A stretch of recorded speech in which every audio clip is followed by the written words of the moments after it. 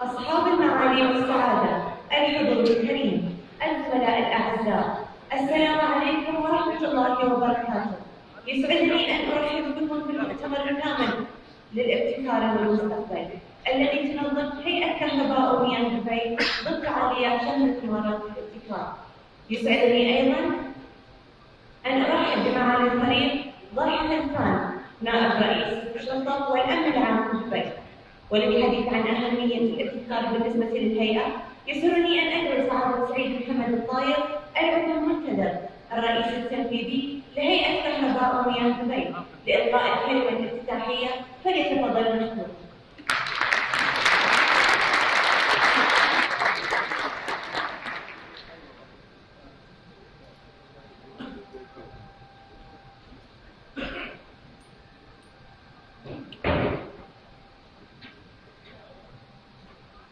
معالي نائب رئيس الامن العام في دبي، اصحاب السعاده، زميلات وزملاء الحضور الكريم، السلام عليكم ورحمه الله وبركاته. يسعدني ان التقي بكم اليوم في المؤتمر السنوي للابتكار والمستقبل الذي تنظمه هيئه كهرباء ومياه دبي للعام الثامن، يتزامن مع شهر الابتكار الذي ينظم تحت شعار الامارات تبتكر، ويجسد رؤية القيادة الرشيدة في دولة الإمارات العربية المتحدة في تحويل الابتكار إلى منهج عمل للحكومة وثقافة يتبناها أفراد المجتمع.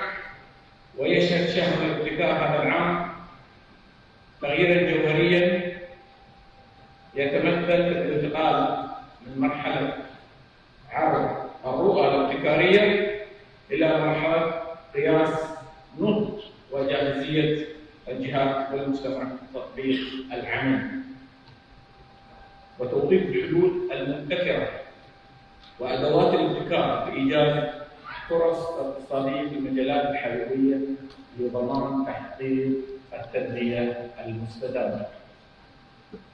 وأود في البداية أن أتقدم بالشكر لمعالي ضاحك الفاتنين والسادة الضيوف من المبدعين والمبتكرين الذين سيشاركون رؤاهم في مجال الابتكار وتحويل الابتكار الى تطبيقات عمليه تسهم في تشكيل الحاضر واستكشاف معالم المستقبل. سيدات والسادة، يقول سيدي صاحب السمو الشيخ محمد بن راشد مكتوم نائب رئيس الدولة رئيس مجلس الوزراء حاكم دبي وعقاب: الابداع لا ينتشر في بيئة مؤسسية لا تشجع على التعلم ونشر المعارف، ولا ينتشر في مؤسسة تخاف من التغيير، ولا ينتشر في مؤسسة لا يتم فيها تبادل الأفكار والآراء بكل شفافية ووضوح. وتنص المبادئ الثمانية للحكم والحكومة التي أطلقها سيدي صاحب السمو الشيخ محمد بن راشد مكتوم رحمه الله أن بقاء دبي متفوقة مضمون ببقائها قبل للتوطين واستمرار تنافسيتها مرهون باستمرار واستقطابها لاصحاب الحقوق والافكار.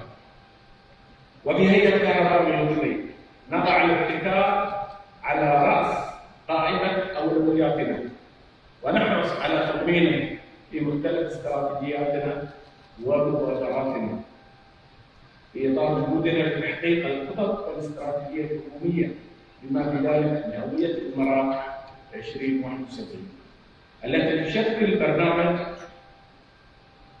عمل حكوميا طويل الأمد وترسم الخطوط العريضة لبناء إمارات المستقبل وتجهيز دولة الإمارات العربية المتحدة للأجيال القادمة واستراتيجية الإمارات للذكاء الصناعي التي تهدف إلى خلق بيئات عمل مبدعة ومبتكرة ذات إنتاجية عالية من خلال استثمار تقنيات وأدوات الذكاء الصناعي وتطبيقها واستراتيجية الإمارات لاستشراف المستقبل التي تهدف إلى الاستشراف المبكر للفرص والتحديات في جميع القطاعات وتحديدها ووضع الخطط الاستباقية بعيدة المدى على مستويات الكهرباء واستراتيجية الإمارات دورة صناعية رابعة التي تهدف إلى تعزيز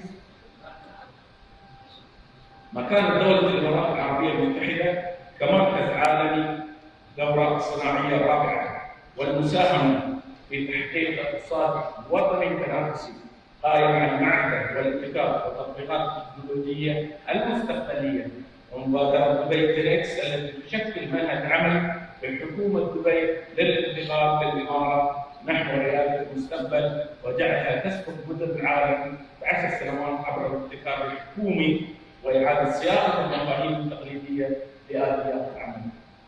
عملت الهيئة على تعزيز الابتكار ضمن استراتيجياتها وخططها ليشمل الأعمال الرئيسية والمشاريع والطاقة النظيفة والبحوث والتطوير ومبادرات المدينة الذكية وتنويع مصادر الدخل والمجال الرقمي ودعم المؤسسات التقنية الناشئة والأمن الإلكتروني وذلك عبر تبني أفضل التقنيات الحديثة كالذكاء الصناعي والطائرات بدون طيار وتخزين الطاقة وحماية البيانات والبلوكتشين وإدارة البيانات الضخمة وغيرها.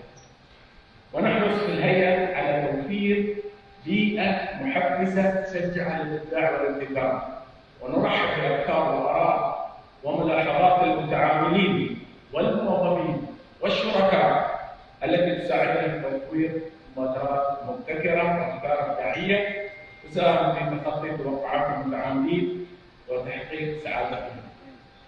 إيمانا منا بأهمية الابتكار في إيجاد حلول مستدامة لمواجهة التحديات وتحويلها إلى فرص وتطوير الخدمات التي تحقق سعادة الناس وتسهم في بناء مستقبل أفضل لأجيالنا القادمة.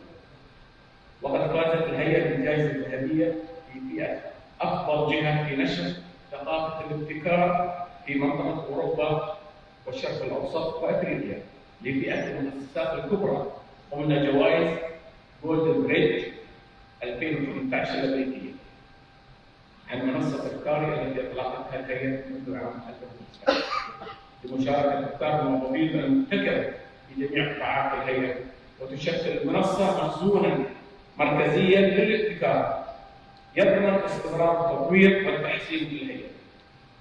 الحضور الكريم، نعمل على صناعة مستقبل رقمي جديد لإمارة دبي من خلال ديوا الرقمية الذراع الرقمي لهيئة كهرباء ومياه دبي لإعادة صياغة مفهوم المؤسسات الخدماتية وخلق مستقبل رقمي جديد لإمارة دبي.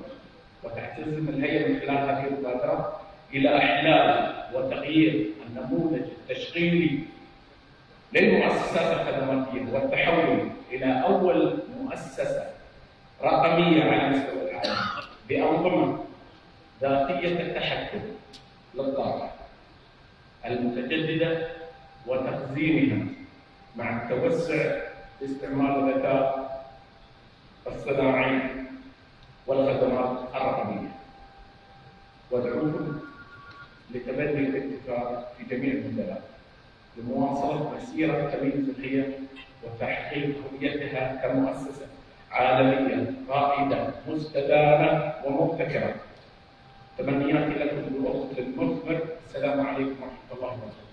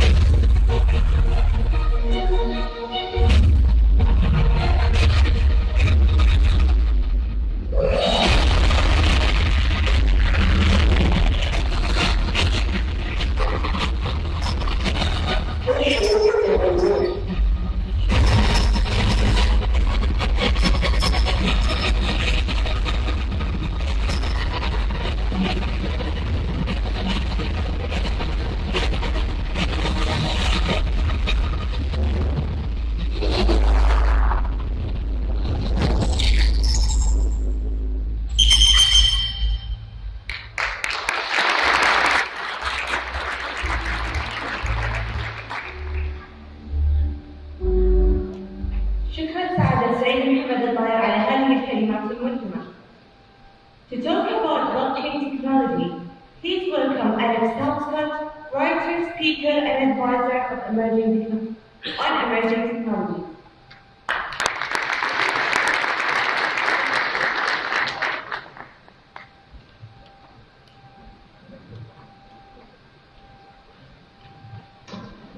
Thank you very much for that introduction. I'm delighted to be with you all here today because this is a very exciting time in human history, and it's an exciting time that Dubai is on the forefront of some big innovation and big changes. So we heard earlier about the fourth industrial revolution, and it's certainly true that we're entering in this period where technology is ubiquitous. But I like to think of this period now as actually the seventh digital age. So by way of background, the first digital age started with the mainframe computer and the semiconductor that eventually led to mini computers, PCs, the internet, the mobile web, smartphones, the cloud, all of these technologies that we're so familiar with. And now we're entering this period where technology is all around us. It's part of our businesses, it's deeply ingrained in our culture, in our society, and it pervades every aspect of life. And there are lots of new technologies that people are very excited about. Machine learning, the Internet of Things, technology in our bodies. And it's true that all of these technologies are going to have a big impact on the world. But there's one in particular that's going to have a bigger impact than any other. And it might surprise you to learn that it's the technology behind cryptocurrencies like Bitcoin. And it's this thing called the blockchain. So it's my view that blockchain technology, and this is informed by years of research, including a book which I wrote a couple of years ago called Blockchain Revolution. It's my view that this technology represents nothing short of the second era of the internet. So let me explain what I mean by that. When you use the internet today to send, move, and share information, you're not actually sending an original, unique thing. You're sending a copy, and you're retaining the original. So if you send an email to one person, you can send the same email to someone else. If you host a website, anybody can access it. So the internet is like a printing press for information, and that's a very powerful tool. And as a result, it's had a big impact on how we communicate and how we access information. But when it comes to things that have value, like, say, money, being able to send a copy is actually not a great idea. So if you owe somebody money for something and you give it to them, it's important that they know that they have the only version of that money. So if you think about something like cash, if you hand someone cash, they have it and you don't. Cash is what's called a bearer instrument. It can only exist in one place at one time. But the internet is not really a good medium for money. So if you could have a printing press for stocks and bonds or a printing press for money, that would actually be a very terrible thing. So as a result of this specific problem, it's called the double spend problem, we still basically rely on intermediaries on the internet to sit in the center of transactions and perform a bunch of important steps. So these intermediaries would be familiar to everyone. Of course, there are banks and governments. But increasingly, there are big social media companies and digital conglomerates like WeChat, Alibaba, Tencent, Facebook, or Google, or Amazon that are replacing, in many respects, what governments, what especially financial services firms traditionally did. So what do? They establish identity in a transaction. Who's the buyer, or who's the seller, or who's the sender, or who's the receiver.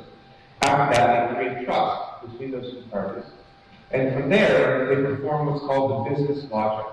Clearing, settling, record-keeping, all the different functions that go into making the economy work, both in the digital world, but also in the physical world. And overall, these middlemen do a pretty good job, but they have some very specific limitations. The first is that they're all centralized, and anything that is centralized is vulnerable to hacking or to attack or to fraud. And that's true whether you're talking about a financial services firm, another corporation, a government, a power grid, or anything else. The second big issue is that they add time and friction to transactions. So for many of you who might have family abroad, you may know that sending and receiving money overseas, cross-border payments, contain dates cost upwards of 10%, which is sort of a funny concept when you really think about it. You know, we talk about the market for cross-border payments, right? When was the last time anyone sent a cross-border email? It doesn't really exist. Email information flows instantly. Value, assets, takes time, adds cost, with friction. The third big issue is that they exclude big parts of the population. So, in the case of the financial services world, there are about 1.5 million people who don't have access to basic banking. And typically, that's because they actually don't have access to an identity. And if you don't have an identity, a way to prove who you are, then a bank can do what's called know your customer requirements. So as a result, people remain outside of the economy.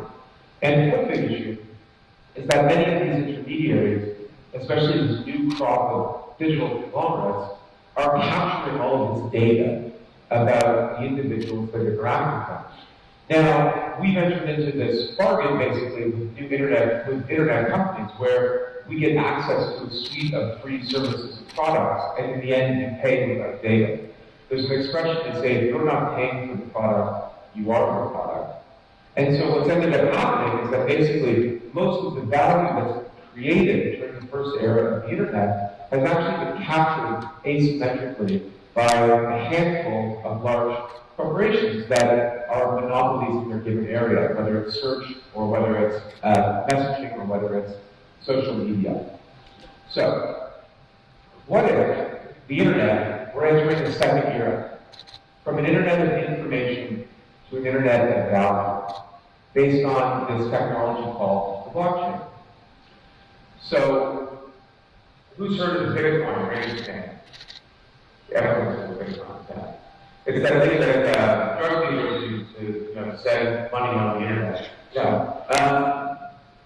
It is used for that, and so is cash. No, Bitcoin was designed to do something very, very simple. It was designed to be cash for the internet, a way to move value peer-to-peer without the need for an intermediary. Remember I mentioned cash earlier on? So if I hand cash to someone, it doesn't go through a bank, there's no Visa network, there's no payment processor.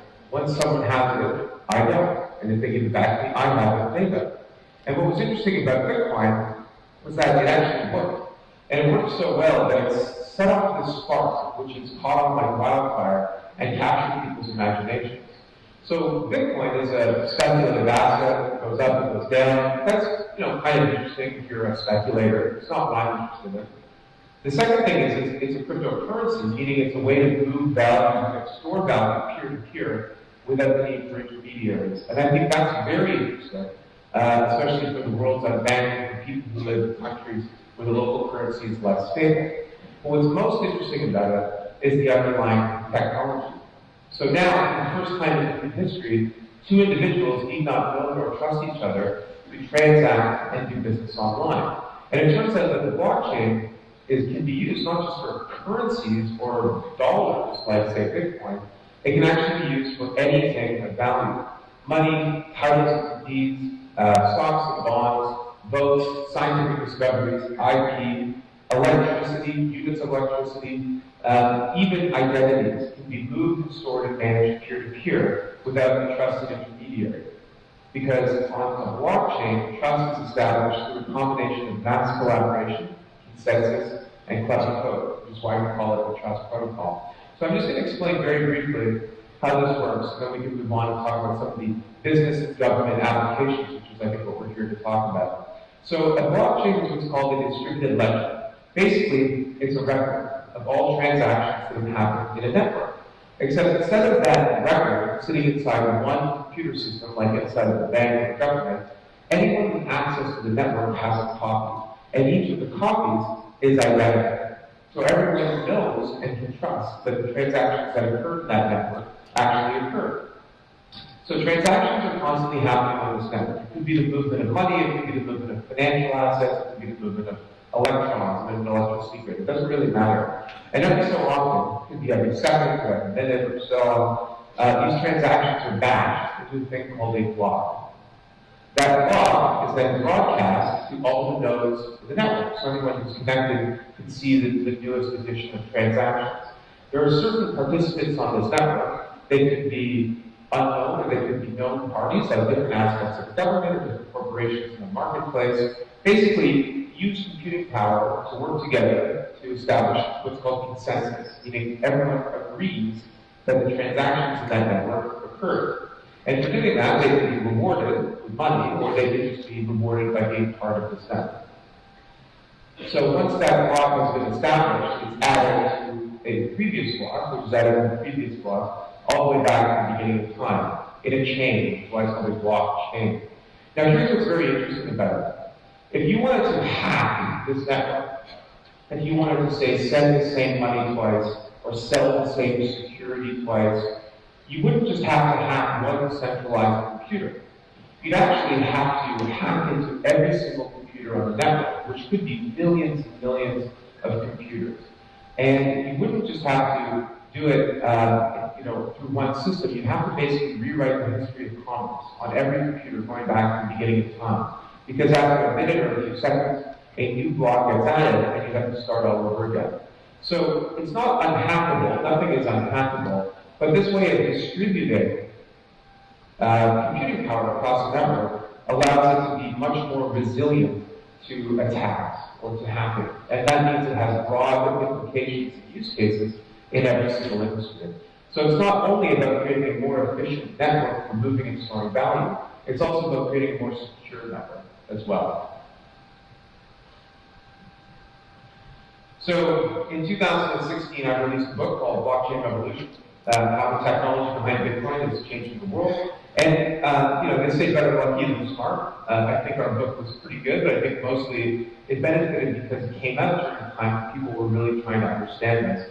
And basically, the week the book came out, The Economist posted a cover story where they call blockchain the trust machine, the great machine about being sure about things. And we call it the trust protocol. And that's because on a blockchain, parties can collaborate, move value, create businesses peer-to-peer without the traditional third parties that we needed before in the past. And that means big implications for business. One of the big innovations of blockchain is a thing called a smart contract. So basically, a smart contract is just computer software that mimics the logic of a business agreement, but with guaranteed execution, enforcement, and payments. So what that means, in effect, is you don't need lawyers and bankers and escrow agents and other intermediaries to enforce the terms. They're self-executed. And so as the Internet of Things becomes bigger and more devices become connected to it, they're going to need a way to transact securely between each other, device to device. And this is a protocol that allows them to do that without the need for traditional intermediaries. So what's very interesting to me about this is it's not about one industry. This isn't about financial services, big tech. This is something that has impact on every single industry. So this is a famous economist. His name is Ronald Coase.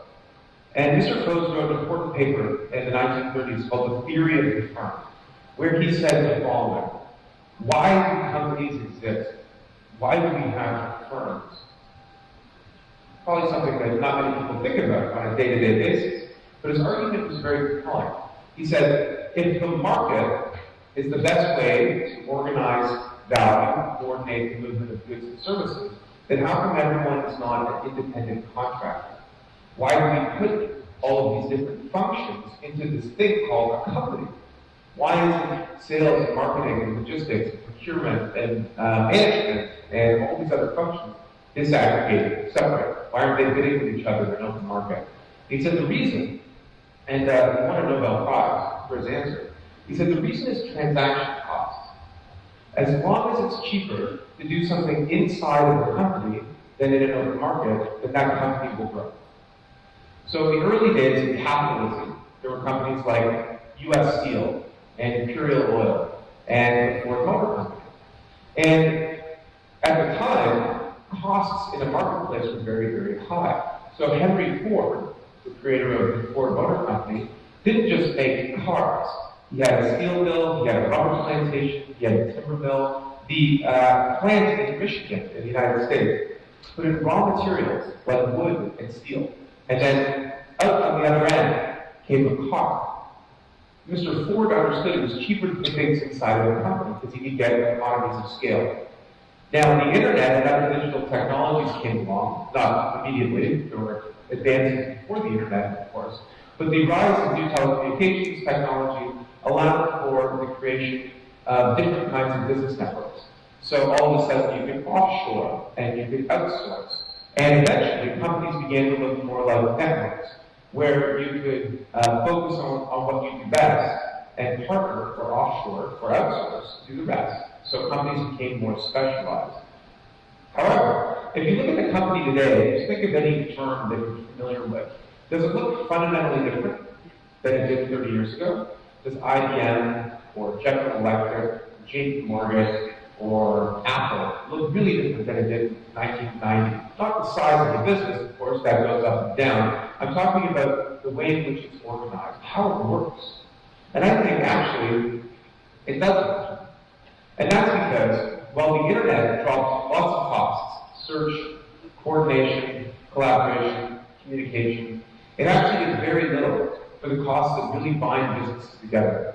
And that's the cost of contracting and the cost of establishing trust in business. Those costs have not declined, really, in the past 25 or 30 years. If it were 1989 and you wanted to make a video conference call to your friend in China from Dubai, you would have to, I don't know, marshal the resources of the NSA to do it. It would cost an unfathomable amount of money. It might not even be possible. Now today, anyone in this room can go onto their device, onto their phone, and do it for free. So the cost of moving information, in this case voice over IP, has gone from $1 million to 1. So it's dropped a millionfold. If you wanted to move money between you and your in the same location, it would cost maybe a little bit less, but it wouldn't be a million times less. It would be half as much. So the cost of moving and storing value hasn't dropped in the same way that the cost of moving and storing information has. So what does it mean for business and for business models if all of a sudden we can coordinate, move value, create value online peer-to-peer for the same cost as it costs today to move and store information? Well, I think it leads to whole new kinds of business models, which we've described in our work as a distributed autonomous enterprise or distributed autonomous organization. So you've got smart contracts, remember, self-executing pieces of software, and then you've got artificial intelligence, devices, and other connected autonomous agents. And all of a sudden, we can imagine a world where devices and AI can transact and do business and contract with each other peer-to-peer. So the firm of the future, the company of the future, might not have home office, it might not have management, it may not even have employees. It could be devices and AI coordinating with each other over this distributed network. And that could mean that companies today that create tons of value in the economy could be disintermediated or disaggregated as a result. Beyond individual industries, there are broad implications for roles within the firm. So if you think about the role of the CFO, the Chief Financial Officer, all of a sudden you've got this perfect distributed record, a ledger, of all transactions that you or your business have entered into.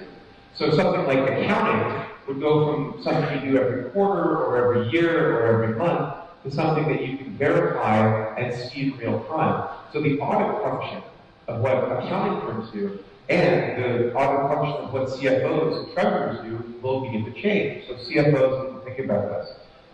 Chief operating officers, chief supply chain officers. What if you could trace and track not just money, but assets through a supply chain, and everyone in the supply chain had access to the same information? All of a sudden, you wouldn't be as worried about supply chains.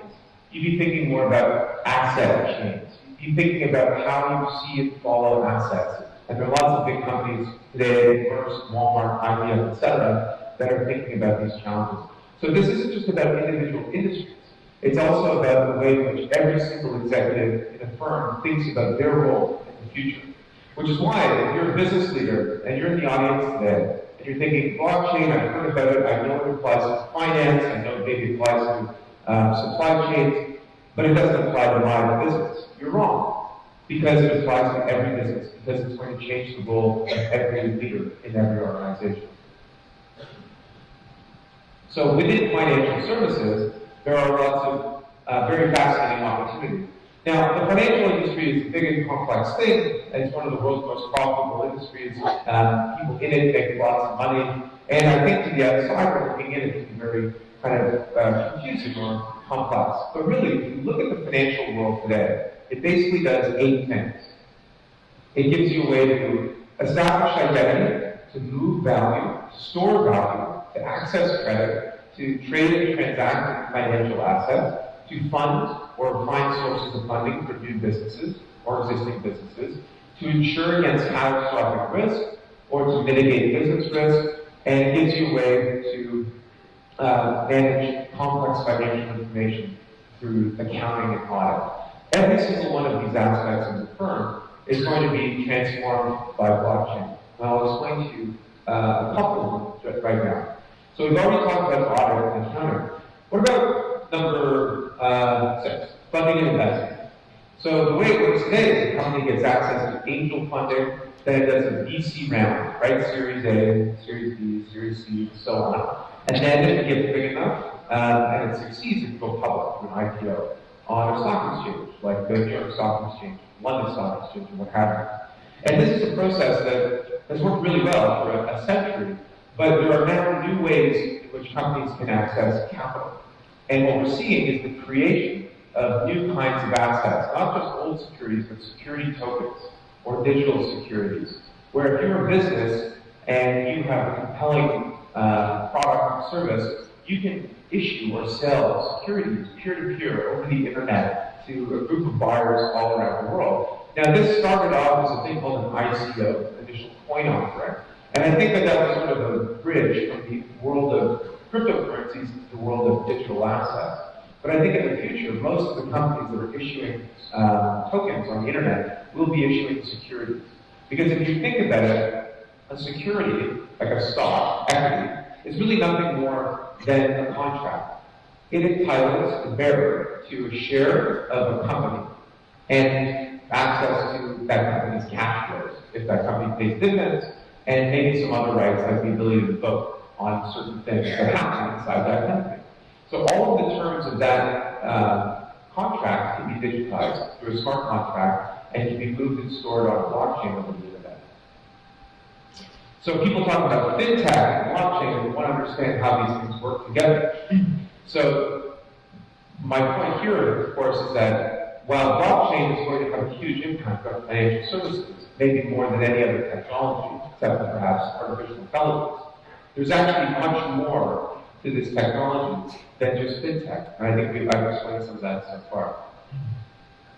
So I think a lot of people look at the world of blockchain and they say, okay, you've got blockchain on this side, and then you've got Bitcoin on this side, and how do these things interact? What's the connection between the two? So blockchain is basically a digital medium for value. It's a way to move and store assets online peer-to-peer, right, by the use of this distributed ledger. So it can be applied to lots of different kinds of assets. Now, most of the digital assets in existence today are currencies, they're coins. They're meant to be a store of value and a medium of exchange. But that's only because we're at the very beginning of this technology revolution. It would be like the same if we were sitting here in 1992 or 1993 or 1994, and you said the internet, what's it good for? Email, maybe messaging, but that's about it. So think about Bitcoin as the first killer application of blockchain, in the same way that email is the first killer application for the internet.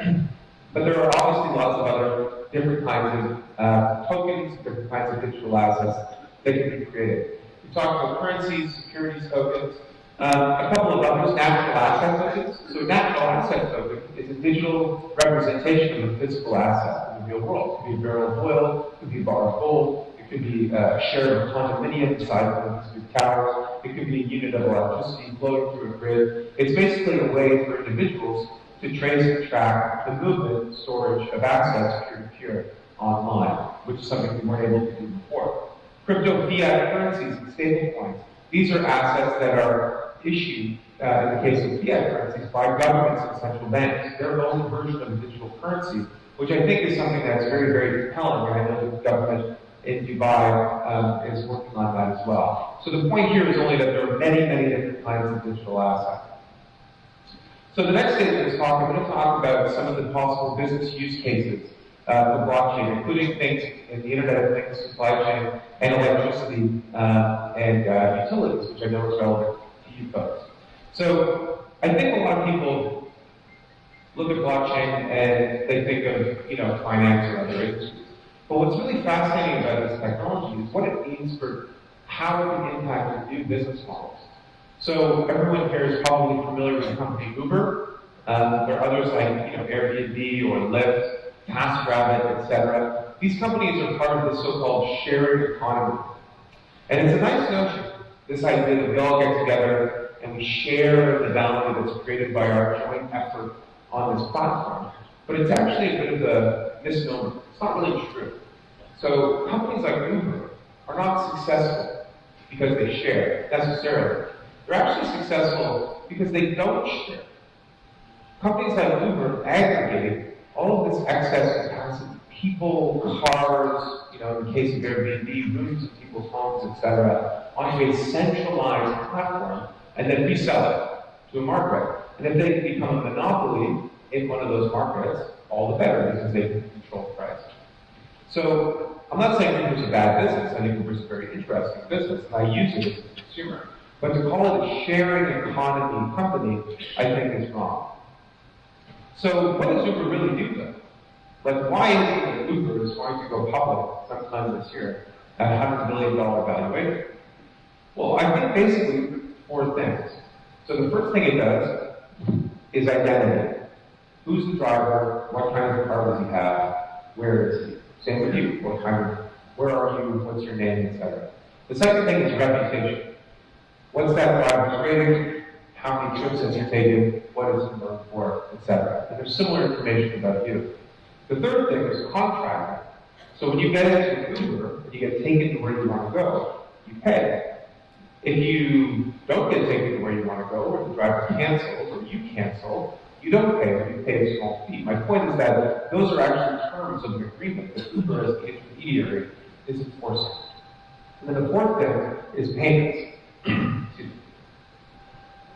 Built into the back end are payment systems like direct debit, MasterCard, Visa, etc. So each of those 4 functions can be transformed by blockchain. So identity and reputation. Well, imagine instead of Uber owning your identity and reputation, you owned it. And it wasn't just your own track record in the Uber application. It was actually a bunch of information. Information from the government, from your interaction with other companies, from your bank and other financial services firms that you own and control. So your identity would be more robust, which would make the platform more efficient. The second thing, contracting. Well, you can enter into a smart contract in terms of a specific ride or what you want to get out of it. So I need a big car, I need to take the toll road because I'm late, and I need to get there X period of time. So all of these terms can be self-executing inside of an agreement. And then payments on the back end, you can integrate with cryptocurrencies, crypto fiat currencies, stablecoins, US dollars, dirham, whatever, some form of payment system. So all of a sudden you can build a shared economy model without the intermediary of the corporation. So what we call a true shared economy, where the individuals who contribute to it, whether it's the fares or drivers or what have you, can participate more fully in the value. The second thing is digital rights management. So the music industry. So again, something you might not think about in relation to blockchain. But again, music, songs, there are forms of digital assets. And we can use blockchain as a more efficient way to organize that marketplace. So the way the world used to work is you had labels that would sign artists, and those artists would get a royalty, a percentage of the gross that would come from the sales of music. Now, this wasn't a model that was actually that lucrative for most artists, but it worked pretty well. So if you were a songwriter or a studio musician, you could participate in the value that your music created over a long period of time. The internet came along and was supposed to make this better. It was supposed to allow you to create music and sell it peer-to-peer without the traditional supply chain, the infrastructure. You didn't need record stores or LPs, right, or CDs or any form of digital media.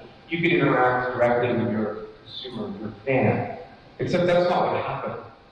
Because the internet took something that was an asset, a disc or a tape or a record, and turned it into a free commodity. something that can be put through the printing press of the internet until its marginal value drops to zero. So that was talking about Napster and the sharing of content online. So a new group of intermediaries have stepped in, Spotify, Apple, etc. And the upshot is that record labels are making money again for the first time in a while. And Apple and Spotify are making money, but artists are getting paid less than ever before.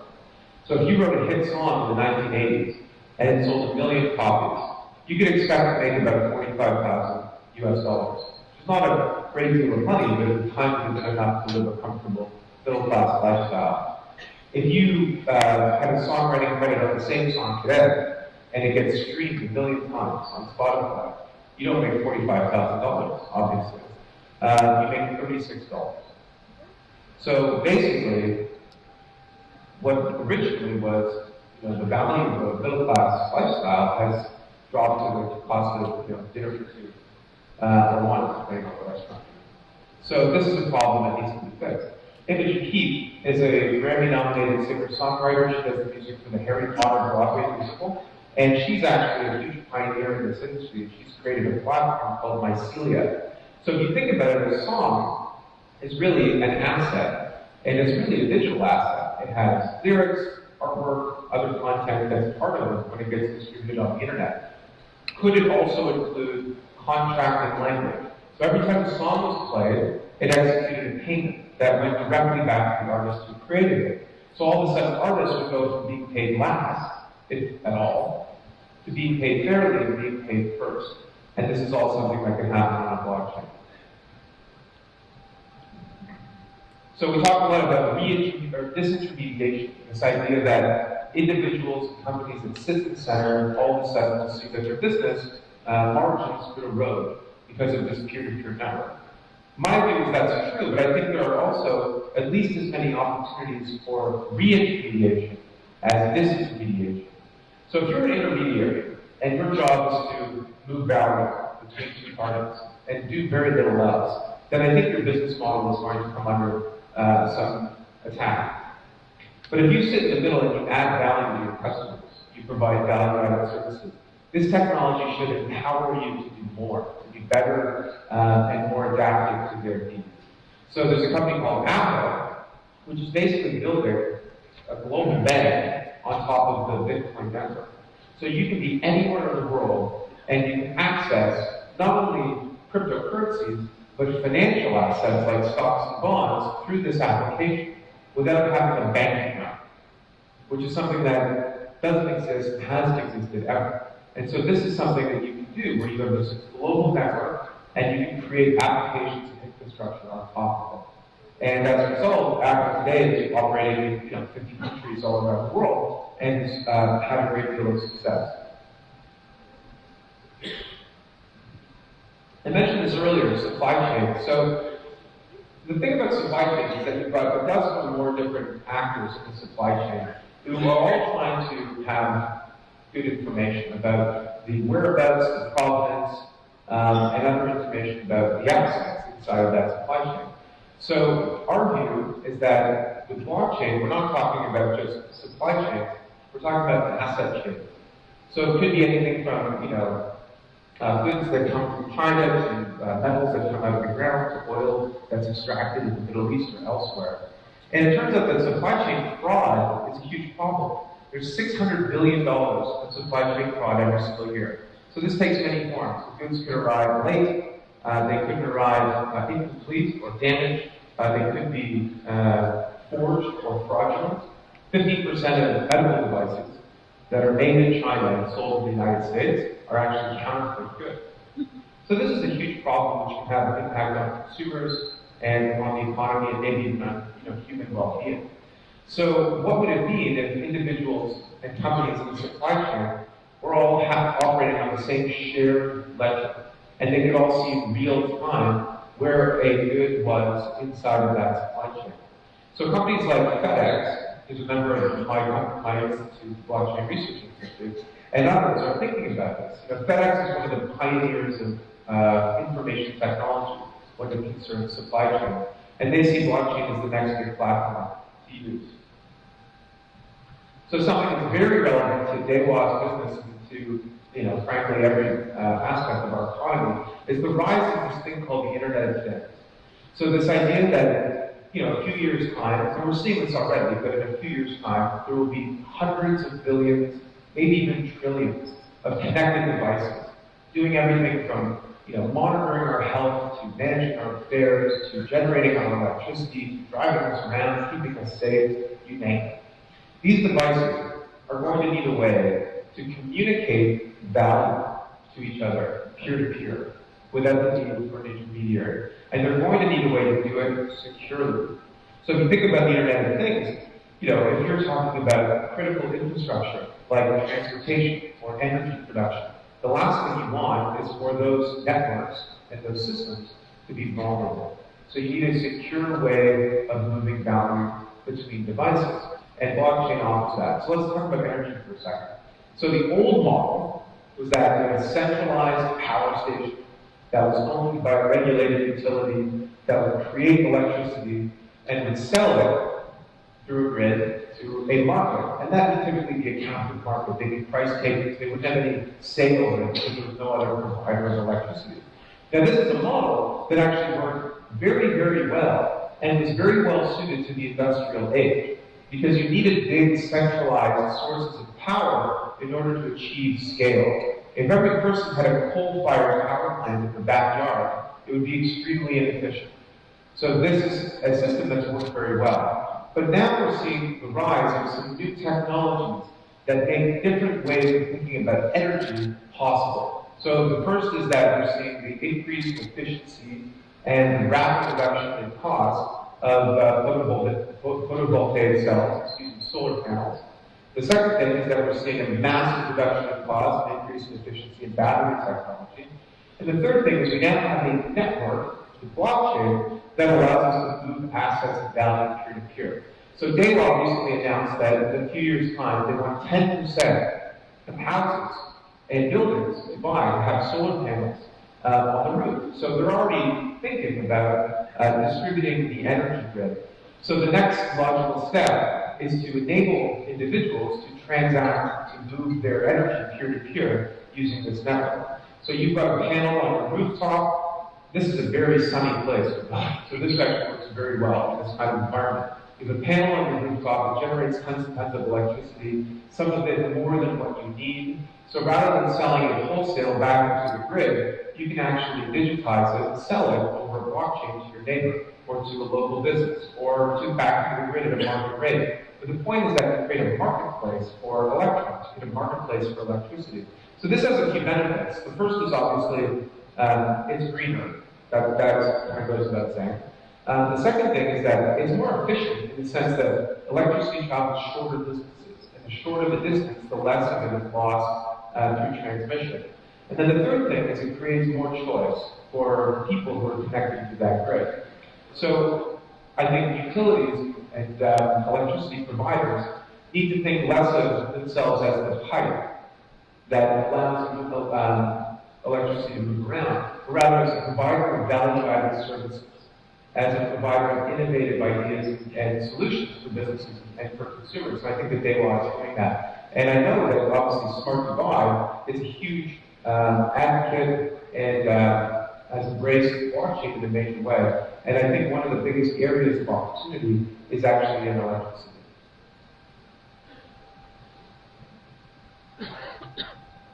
So, who's heard of Ethereum? Just raise your hand. Yeah, so quite a few people. So, one of the things that I haven't mentioned so far is how exactly you build applications to the blockchain world. So you can do it on a private blockchain, working with a company who builds that for you. But I think a lot of applications are going to be built on public networks. In the same way that in the 1990s, a lot of companies said, I love the idea of messaging, email, and shared workflow, but I don't like the idea of opening my business to an open network, so I would prefer it if you would build me a intranet, not internet.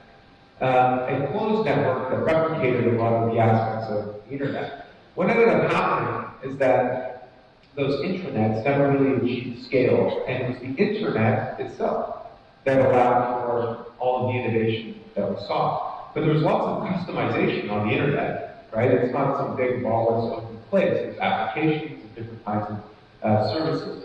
So that's what's going to happen with blockchain. A lot of the applications and services that get built are going to be built on public infrastructure. So platforms like Ethereum or Cosmos, Icon, and others are basically open source networks that allow you to build and run applications that use the power of blockchain and a distributed network. And this is something that I think a lot of government leaders and business leaders aren't quite ready for yet, but it's ultimately the way it's going to work. And these platforms themselves can become very valuable. So the second to last business model I want to talk about is data. So data is the most important asset class of the digital economy. In the same way that in feudal times, pre-industrial times, land was the most important asset class, gave rise to the landed aristocracy and the gentry who controlled most of the wealth in their country. So the industrial age came along, and land became less and less the most important asset. The most important asset eventually became industrial plant and equipment and sources of energy like oil. And now we're seeing the rise of a new asset class, data. So in the same way that in the energy business, companies drill holes into the ground and put huge resources to work to unlock energy deposits. In the US, they call this fracking, right? They push material and water into the ground, it opens up the oil comes up. So in the same way that we do that in the physical world, that's what a lot of companies do in the digital world. So there are these vast tools of data that are created on the internet. And companies, through computing power, through AI, can push huge resources into it to open it up, to crack it. And from there, they can learn all sorts of really great insights, and all of a sudden they can build all this value. So if you look at the most valuable companies today, companies like Amazon and Facebook, and Google, and Microsoft, and Tencent, and others, their most valuable asset is their data. Here's the problem. We all create this data, you and me, everyone else. But we don't get to own it. It's owned by these companies. And that's problematic, because it means we can't use that data to organize our life. It means we can't monetize it. It's obviously worth a fortune. And it also means it could undermine our privacy, because it ends up in the wrong hands, or even to the people we're providing it to, they might use it for the wrong reasons. So the way this works today is sort of like a form of digital feudalism, right? Where you're tilling the land, creating all the value, and then in the end you get to keep a small part of it in the form of free services, what have you. So I think we can change the paradigm here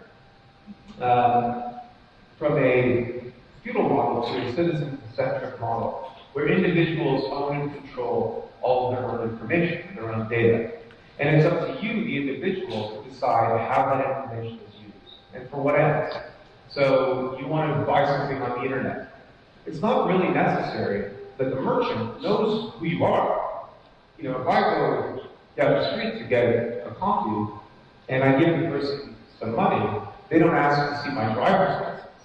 If they've got the money, that's all they need, right? Because cash is a bearer instrument. So for a lot of transactions online, you just need to be able to prove that you can move the value to them in exchange for goods and services. Simple. However, there are lots of other kinds of use cases, like let's say you want to open a bank account, or you wanted to get access to a life insurance policy, or you wanted to vote in an election, or something like that. In those kinds of use cases, you need to provide more information about yourself. But the point is that it's up to you, the individual, to provide informed consent as to how that information is used and to what ends. So I think that we're at an inflection point where for 15 years, 20 years even, we've entered into this bargain where we've traded our data for access to free stuff. But I think we're at this point now where people realize that maybe that bargain wasn't worth it, and maybe some harm could actually come of it as well. And the final thing is on government. So I mentioned the work that Dubai has done. The first time I came to Dubai was in the fall of 2016, so almost 3 years ago. And at the time, blockchain and even AI or these other technologies weren't really widely discussed necessarily amongst business and government leaders. But the government of Dubai, I think, has shown a lot of leadership and a lot of foresight and thinking about how this technology, applies. And I think that there's an opportunity for Dubai to become a global leader. So during the first era of the internet, most of the value was created and captured by Silicon Valley, the companies that operated in it. And at the time, to be fair, there were really only 25 million internet connections, 25 million personal computers. Almost all of them were in the US, Western Europe, Canada, and that's about it. So it made sense that at the time, this one country, this one place would capture a lot of the value. Today, the US is obviously still a global powerhouse in many industries, but technology is more evenly distributed. There are opportunities for people anywhere in the world to create value. Everyone has access to smartphone technology, which are in effect supercomputers. Countries like Dubai are wired to the internet, everyone has access. And now we have this technology platform that allows you to coordinate with individuals to raise money and to build value globally and peer-to-peer, which means that different cities and different countries in the world have an opportunity to become a global leader. So today, globally, cities like Toronto, Canada, or Singapore, or Seoul, Dubai, London, Moscow, all of these different places that weren't necessarily very relevant during the first era of the internet have an opportunity to be relevant here. And when it comes to government, there are some very specific use cases and opportunities.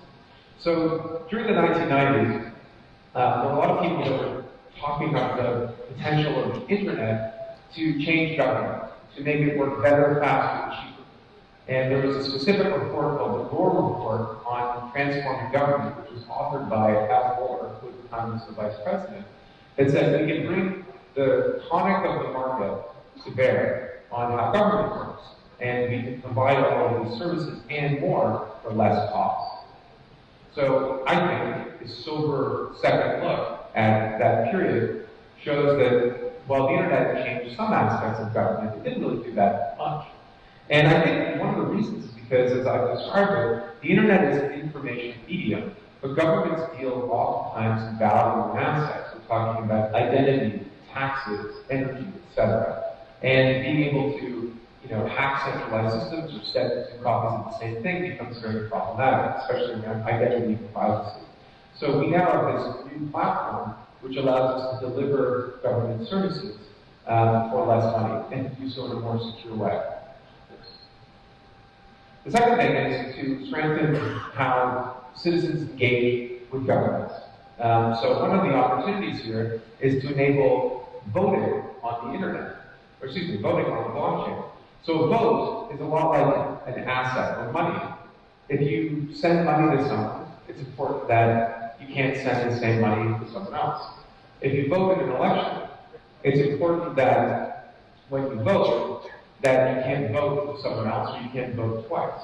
There are also some other aspects. It's important that your vote is not only cast and counted for the person that you voted for, but that you can't vote again and also that it remains anonymous.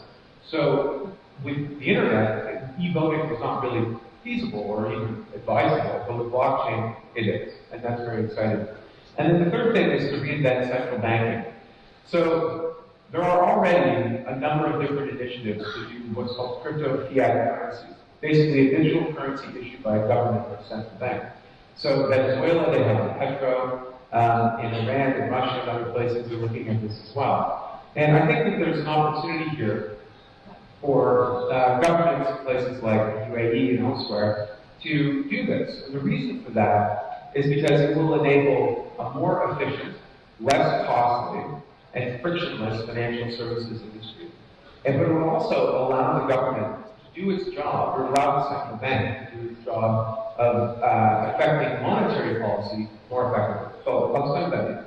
So you want to, let's say that inflation is going up, if you want to cut inflation because you're worried about the economy overheating. So what you would do is you would raise interest rates.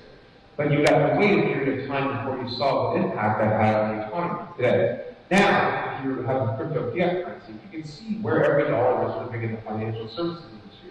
So you can see the impact it's having on lending and on consumer credit and what it's having on spending and confidence and all these other different aspects, which will allow you to be more responsive. So these are 8 business models. which is one aspect of many different ways in which blockchain can change things. Now, Warren Buffett, to his credit, says that blockchain is very fascinating. He sees a lot of potential in it, but he doesn't like Bitcoin for some reason. And I think, I have immense respect for Warren Buffett, but I think he's wrong in this regard.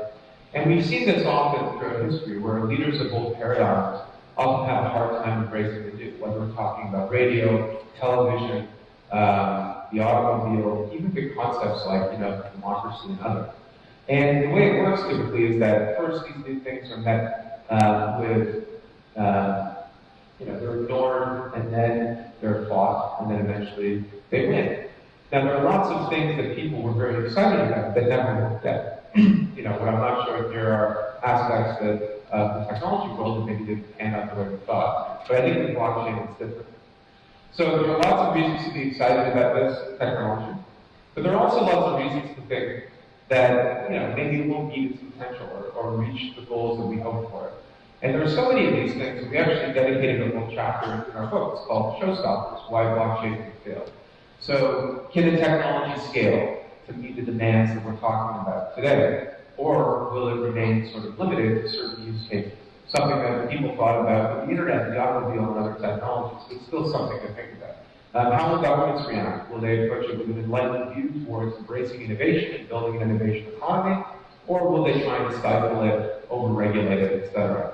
How will incumbents react? There are lots of industries and businesses that could be disrupted by this technology. What will they do to try and stop the growth? There are other big sort of social issues.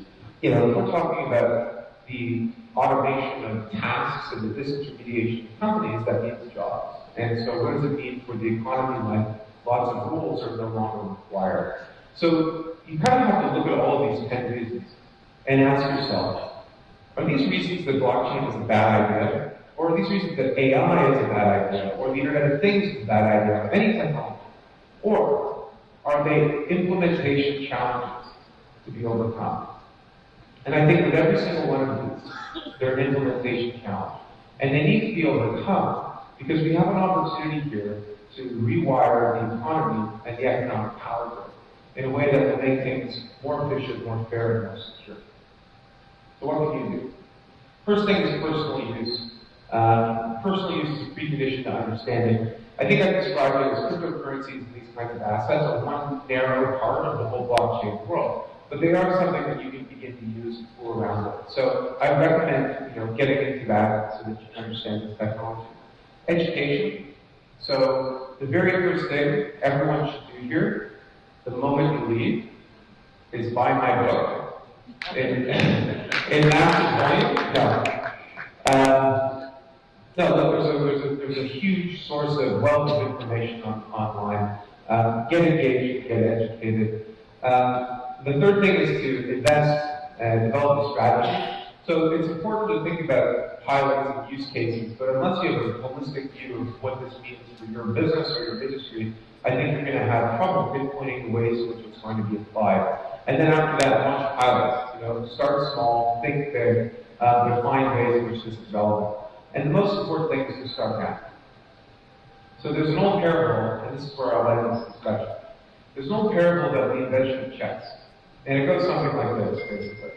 That the king was very pleased with his new invention of chess. And he offers the creator, the inventor, anything he wants as a reward, whatever his heart desires. And the inventor says to the king, Sire, thank you very much, but I am just a humble servant, I'm a humble man, all I need is some rice to feed my family. But I want you to give me the rice in this way, if you don't mind. And he says, 1 grain on the first piece of the chessboard, 2 grains on the second, 4 grains on the third, and so on and so forth. And the king, who I think doesn't really do the math, says, sure, how much rice would that be? A barrel of rice, a bag of rice, a humble request from a humble man. Of course, 4 becomes 8, becomes 16, becomes 32, becomes 64, and so on and so forth. So by halfway through the chessboard, it's actually more rice than the entire kingdom can produce a year. And by the end of the chessboard, it's enough rice to cover the entire planet in 2 meters away. So there's a corollary to that story I don't tell, which is the king gets very angry and cuts the guy's head off. That's not going to happen to you folks. But I think this sort of explains what we've seen in the 20th century and beyond in terms of technology. You know, the first digital age, from the computer to the mobile web and onwards, is like the first half of the chessboard. The world today, 2019, is vastly different than it was in 1965. So what does the next 50 years or more need for human progress? We're on the second half of the chessboard. It's a period of exponential change and growth and opportunity. And those who seize it will lead in the second era of the digital age. Thank you very much. Thank you.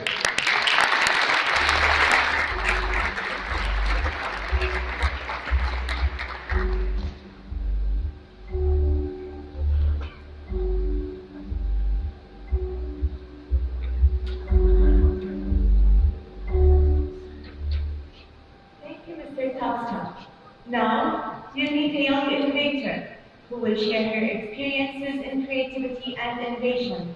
Please welcome Muhammad, the youngest Emirati innovator.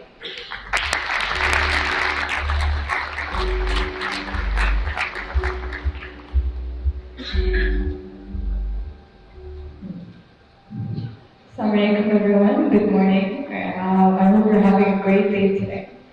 Last day of Innovation Month, very exciting, and I'm hoping you learned so many lessons this month as much as I have. I learned so much about blockchain in the past presentation. So I don't know anything about blockchain, unfortunately. And I don't have a book to promote, but hopefully you learn lessons from this presentation.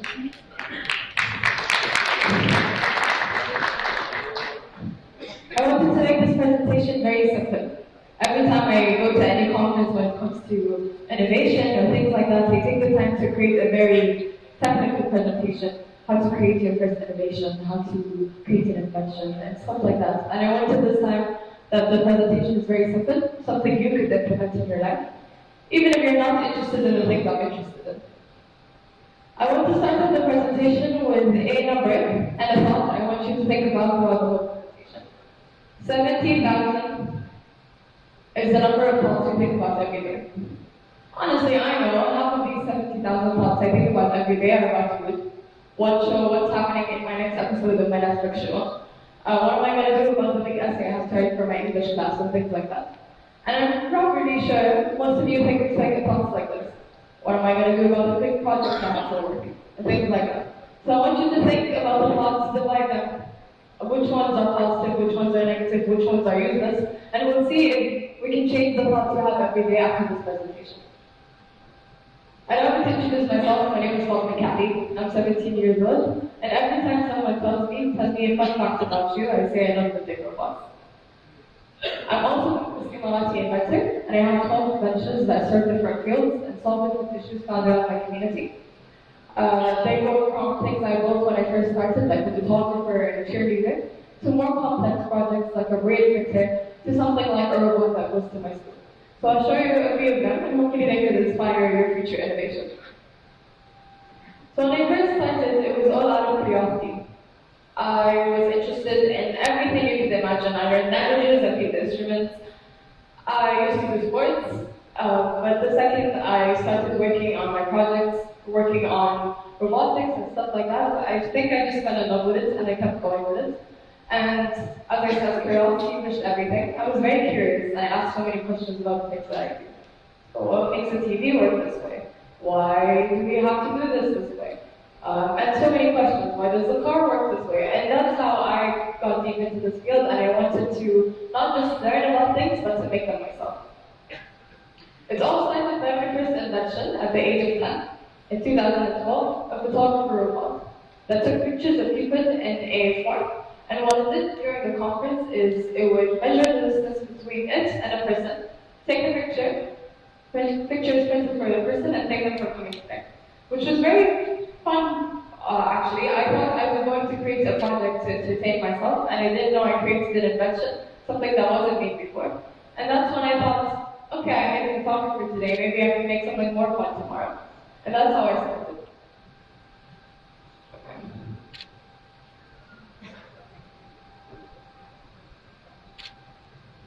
Sorry. After being with Paul for many other inventions, I thought, why just create things that entertain me at home and to entertain my siblings, my cousins, my friends? Why not do something that can help the community? So I went on to look for things like problems that I face every day, things around my friends, my family, and I realized something that we really do is very popular in our culture in the UAE is that during the winter we like to go to the desert. People have gardens, people like to go camp out and do things like that. And also my teachers like to go hike every once in a while. So I thought this invention could really help them. So the story that inspired this is once we went to the desert. And in our farm, the electricity was off, we couldn't charge any of our devices. And I saw that everyone was looking for electricity. Everyone wants to charge something. My phone ran out of charge. It's really hot, I can't see, the lights are not on, things like that. And instead of saying everyone look for a power bank or have to hide in the car to charge their phone, I thought I should create something that would be beneficial and efficient too. So I created a solar bank that helps charge your devices, switch on lights, and also do anything that needs electricity. So you can watch this video. I usually make ads for the things that I do. And this is a short video I filmed a few years ago of my sister using the bag in the desert.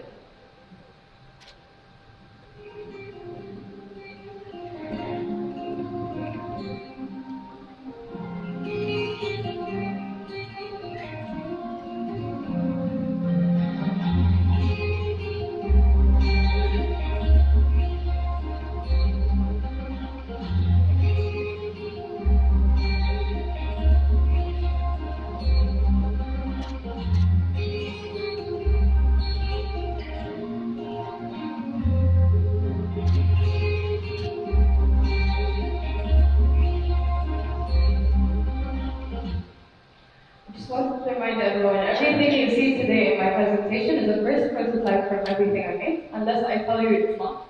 So this is the first design I created of this bag, and it worked very successfully. We use it in every family gathering, every time we go to the desert. I have teachers offer to buy it when they go hiking, and I've created different samples of it, a backpack, a side bag, and things like that, so it can suit your preference. And hopefully in the future we can add more features to it, so instead of just switching on a few electric devices, you can even plug in things and work with bigger devices in the future. I also wanted to serve other issues I found around my community. I didn't just want to create things for myself. And this is where the idea of this project came. I was on Twitter, and I read a tweet by the designer Sheikh about printing using the language brain on currency. And I was very interested to know, I knew briefly about it, but I didn't have any idea of how it was printed and how it's used. So after looking up online and understanding how it works, I realized a few years ago that printing brain is very expensive. It's very hard and it's not efficient, especially for someone like me who goes to school and needs to print every once in a while. I thought about students who can't print lessons or assignments they have to do or things like that. So I decided to create a printer for the visually impaired that prints in brain but works efficiently in 3 ways. The first thing, it's easier to use. It's the first ever printer in the world to use voice commands to print. So instead of having to learn the language and type it on a keyboard, I could just simply say, hey printer, can you please print khaki, print khaki, and things like that. Second thing is that it's cheaper. So hopefully in the future, when I start creating the third and fourth and fifth prototype, it's going to be easier for people to buy it. So instead of having to spend thousands to buy this printer, it would be very cheap. And it's smaller. So in this printer, the first prototype, is the size of an A4 paper, which means you can easily put it in your bag, instead of having to carry it from one place to another. And the reason I decided to make it smaller is once I visited a school in Sharjah to do some research about this project, and I met 2 siblings who were both visually impaired. And these both girls had to buy 2 printers for school, 2 printers for home, because they couldn't carry the printer every day, back and forth.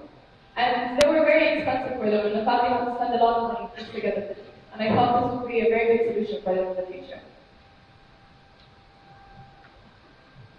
My favorite invention, and every time someone asks me what your favorite invention is, I say they're all like my kids. You never ask mom who your favorite child is, but she always has a favorite child. So this is my favorite invention, the tent portrait. What inspired this invention is I always skip school, and obviously I'm not in school today. And I always miss lessons in school, and I don't like that. I like going to school so much. And I noticed that as I skip school, I have to always go after school to catch up with everything I'm missing. And sometimes it gets really hard for my teachers to stay after school to review all the lessons with me. And I remember a few years back, I was sitting with my English teacher reviewing my lessons, and she said, "Well, you managed to invent everything in the world. You couldn't invent a robot that goes to school instead of you." And we laughed about it. I thought it was a really nice joke. But then when I thought about it, I said, why not? But I decided to dedicate it to people who really need it, not just me because I like to go to conferences. So I created it for kids with cancer or any other diseases that prevent them from going to school, or even if you broke your foot or something like that, and you can't go to school or go to work or go to university, you can definitely use those. But for now, I'm using it for school. So this is the first prototype I created. I used a hoverboard, if you've heard of it, to recycle it and then create it into the teleported. Well, how it works is that if you have any electronic device, a laptop, a phone, an iPad, you can just connect to our portal, log in, connect to the robot, and then be able to move it around school. And then we're creating the second prototype, which is over there in the middle. And I am in the plan of deciding how we're going to use it in school. And this is the first picture of the first day we had this in school with a few of my classmates and my teachers. And I want to take this opportunity to thank my principal, Mr. Jeremy, who's here today, who always supports me, and I want to thank the school who changed its whole mission statement and its whole curriculum to suit my needs and many of the students' needs to push innovation. Either it's innovation when it comes to technology or innovation when it comes to any other field, because innovation isn't just restricted to technology or coding or entrepreneurship. It could be anything else. And that's why I always feel so much for giving me an opportunity to go to all the places I want to go to without even missing anything in school, and also learning all the things I want to learn while doing it.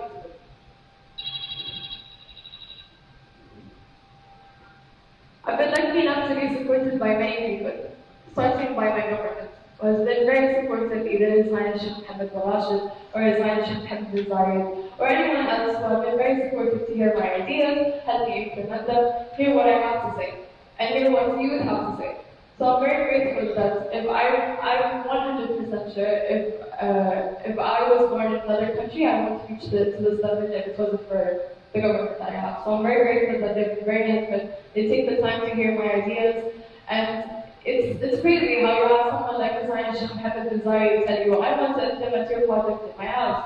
I want to implement your project in my car. Or he would take the time to just sit with me and hear my ideas, which I'm very grateful for. I'm also grateful for all the opportunities that I get to share my experience to many people, either to people like you, to students in schools, or many places. So I took initiatives to not just share my stories, but to also teach people. So in 2015, I decided to become a certified trainer, and to officially start training people on how to create their first innovations and inventions.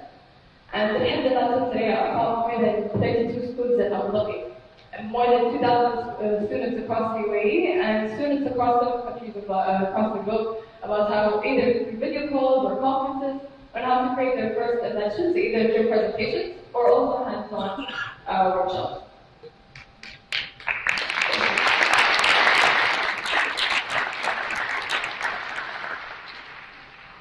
Now, I like to teach people lessons through their stories, so I hope the stories that I say now will inspire you to think more positively and achieve the things that you want to achieve. So a few years back, in 2012-13, I was watching YouTube videos. I was a very young girl, back in 5th grade, 6th grade. I was very interested in watching everything basically on YouTube, and from watching cartoons to my favorite YouTubers, I ended up watching a TED Talk.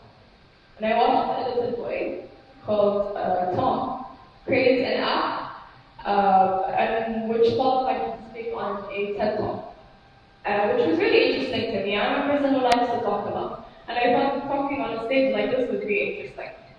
So I remember going to my teacher in school and telling her, my favorite teacher, my English teacher, and I put the picture of the website, a link of the video, and I gave it to her. Hi, miss, I really want to do this. Can you please help me?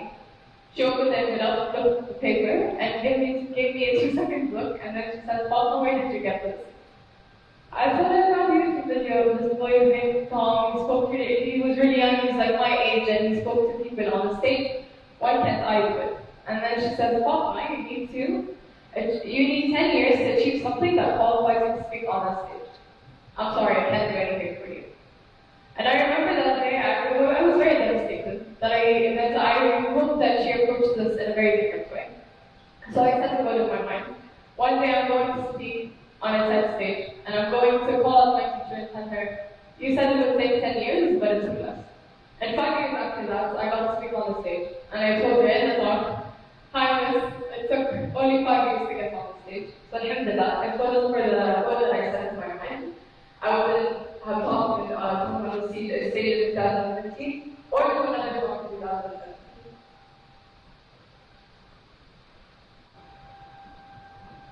There are also other goals that I set. I don't like to just set goals. Like sometimes people set goals for like awards and things like that. I also like to set goals for myself. But I think this is the only award that I really wanted. I remember growing up, I also read newspapers. And I used to always read newspapers and see pictures of ads for things like the Abu Dhabi Award. A very distinguished award that they award people who contribute to the community of Abu Dhabi. And I remember seeing a picture of this little boy get awarded by his Sheikh for creating a campaign to reduce plastic. And when I saw this, I said, "This boy got Muhammad desired. I want to meet him too. So I should do something to help the community of Abu Dhabi and also help my community, because I live in Abu Dhabi, so why not?" And I forgot all about it. I tried to apply a few times, it didn't work out, and I said, Allah yasir, inshallah. If it works out, it works out. So years later, I started my own project, so I take students in schools, just for fun, because I really enjoy it. And earlier last year, I got a phone call saying that I was nominated for the Abu Dhabi Award. And alhamdulillah, I got to receive it as the young study and to get to be designed Sheikh Desire. And when I met him, I told him I've been dreaming about this moment for so long, so alhamdulillah, I got to achieve it. And that's probably because I set a wish for it. I said in my mind, one day I'm going to get it. One day. And everything in my world worked out for me to get it. So alhamdulillah.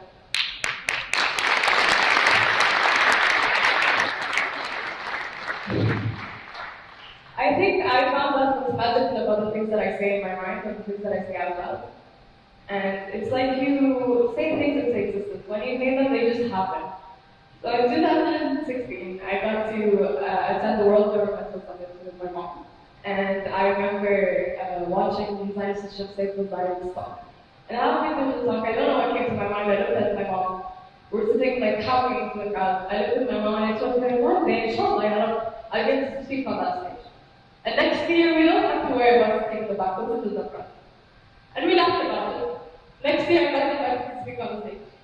And guess who's sitting with me? Tom, the boy that I saw in the TED Talk earlier. And I got to speak as the youngest speaker that year. And I told my mom, if I didn't take that it did not work. So I'm really grateful also for opportunities like this. And I remember talking to Tom and telling him, because of your TED Talk, I got in trouble with my teacher, but I also get to have my own TED Talk. So I'm really grateful for these opportunities. So you have so many stories.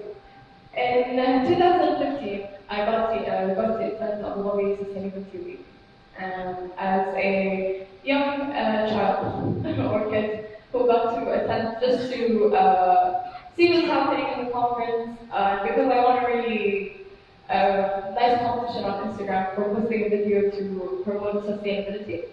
And after I won that prize, I thought it would be nice to go and attend the awarding ceremony and see what's happening. And I also told my mom, years from now, inshallah, we get to go and come again here because it's very exciting. And in 2018, I was invited to come speak during the awarding ceremony to MC, and also to be an ambassador for Abu Dhabi Sustainability Week, which was really amazing. Because I told them, I always said people, one day I was sitting in the back and I was sitting in the front. And that's all because I set a goal for myself one day. But alhamdulillah, again, all these opportunities come from setting goals for yourself. Hopefully, inshallah, that's great. In 2016, I read a post on Instagram about a girl named from KSA, who won outstanding delegates in the Youth Assembly held by the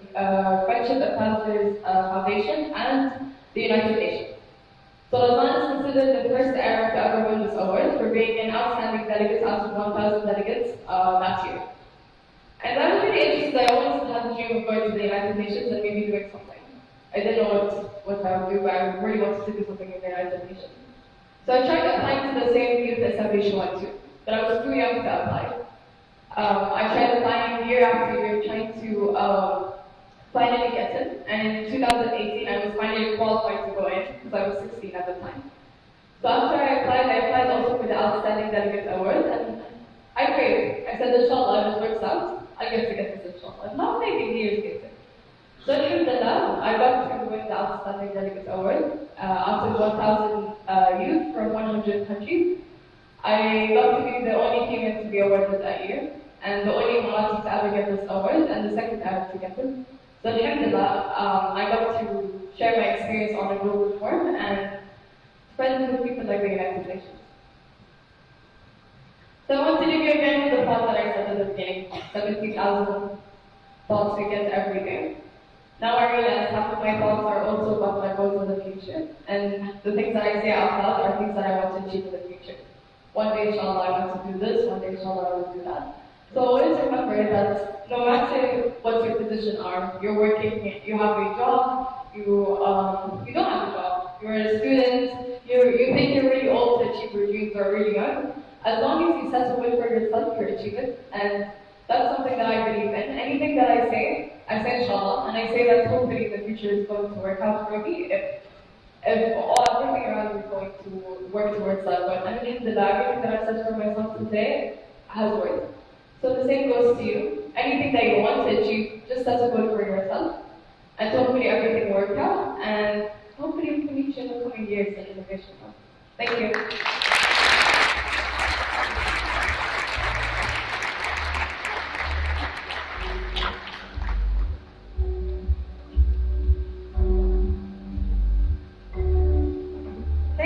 For that inspiring speech.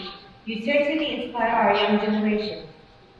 Honored guests, to talk about science and disruptive technologies, please welcome Bodo.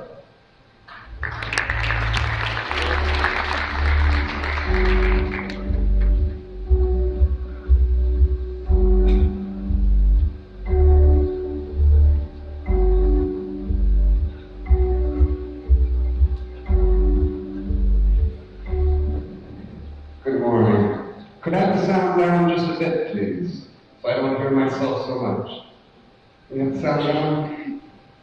So we're going to talk about innovation. Can you have it down still, please? We're going to talk about innovation, of course. And I'm a neuroscientist. I study perception. I study how the brain makes meaning. I study how it makes meaning of itself, how it makes meaning of the world. Now, there are two sides to innovation. Right? You have creativity and you have efficiency. And almost all organizations only focus on one side of that equation. They focus on efficiency and forget creativity. Well, to be creative is to be able to adapt to a world that is changing and changing unexpectedly. So, for instance, the world is increasingly fluid, right? So, for instance, the top 10 in-demand jobs in 2010 did not even exist in 2000. So it's not that we're there but less popular, they weren't even thought of. So we're educating children now for a world that doesn't even exist.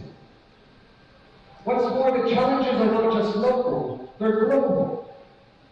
It's predicted that in 2050, there will be more plastic in the sea than there are fish.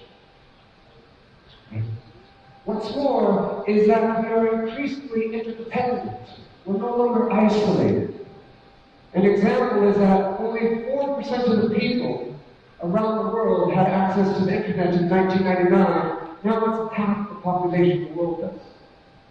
So what happens in one location is felt immediately in another. So our future is increasingly interdependent, which is why we have to evolve to adapt. Brain has evolved to see the world differently. Right? And to adapt is to see differently. So I study perception. So what I'm interested in is how can we use the principles of how the brain makes meaning to help others to see differently. So when you open your eyes this morning, how many of you thought you saw the world as it really is? How many are seeing reality?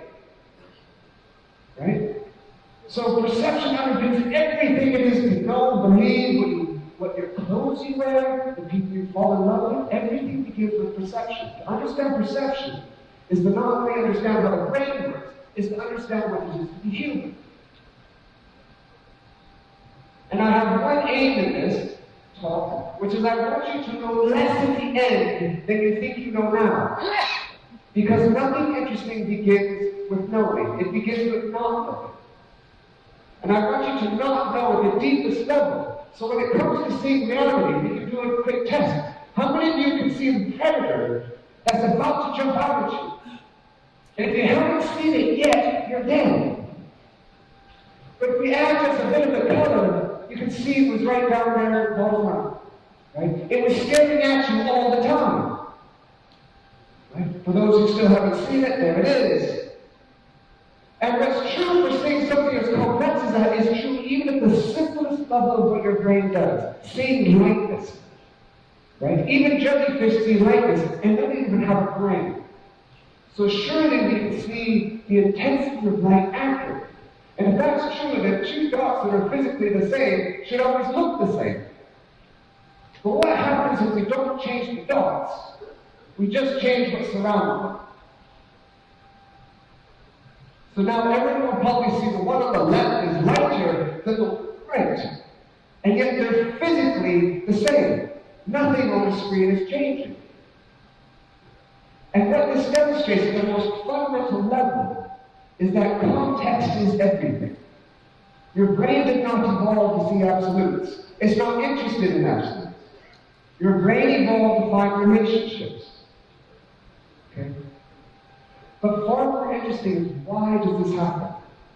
Why does your brain see relationships instead of absolutes? And the reason is because everything that your brain is dealing with is uncertain.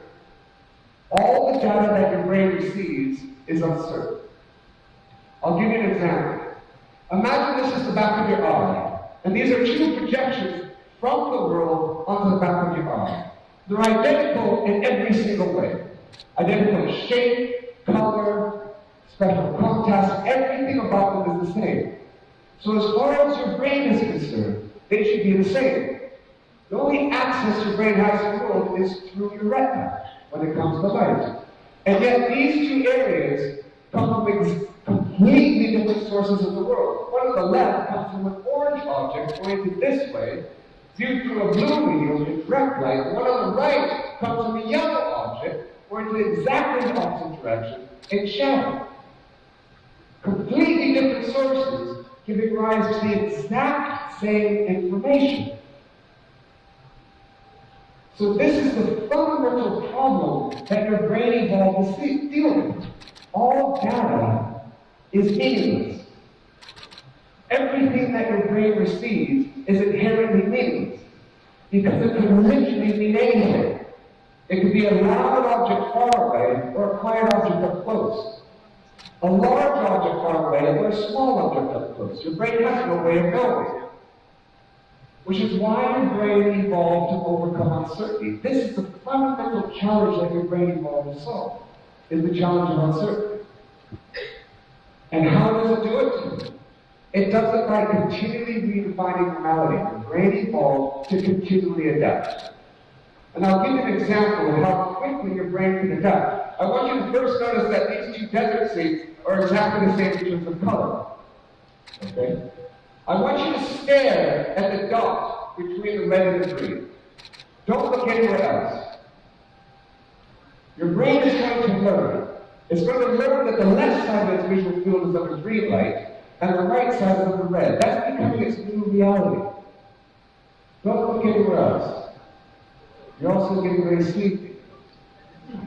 Keep looking. When I tell you to, I'm going to ask you to look at the dot between the desert scenes, but not yet.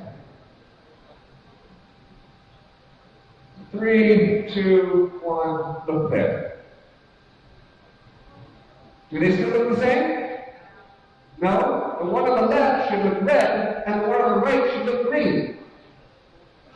And now as you look around, your brain will again redefine reality and adapt. And we're just talking about color. Imagine what's possible and everything else. And what's more, your brain does not make meaning by passively receiving information. It makes meaning by actively engaging with the world. Here's an example. This was an experiment done in about 1960s. And you have two kittens, eyes just open, and they're allowed to run on the ground. One of them is allowed to run on the ground. It's connected to the one in the basket. Okay? Wherever one on the ground goes, the one in the basket also goes. So they have the same visual experience of the world. And after a time, they test the vision of the one on the ground, and it seems perfectly fine. But what about the one in the basket? What does it see? The answer is that it's blind. It's never been able to physically interact with the sources of meaning and information and make meaning from it. So it has nothing to see. And as you let the kitten run around on the ground, it learns to see. So your brain is like a muscle. You use it or you lose it, quite literally.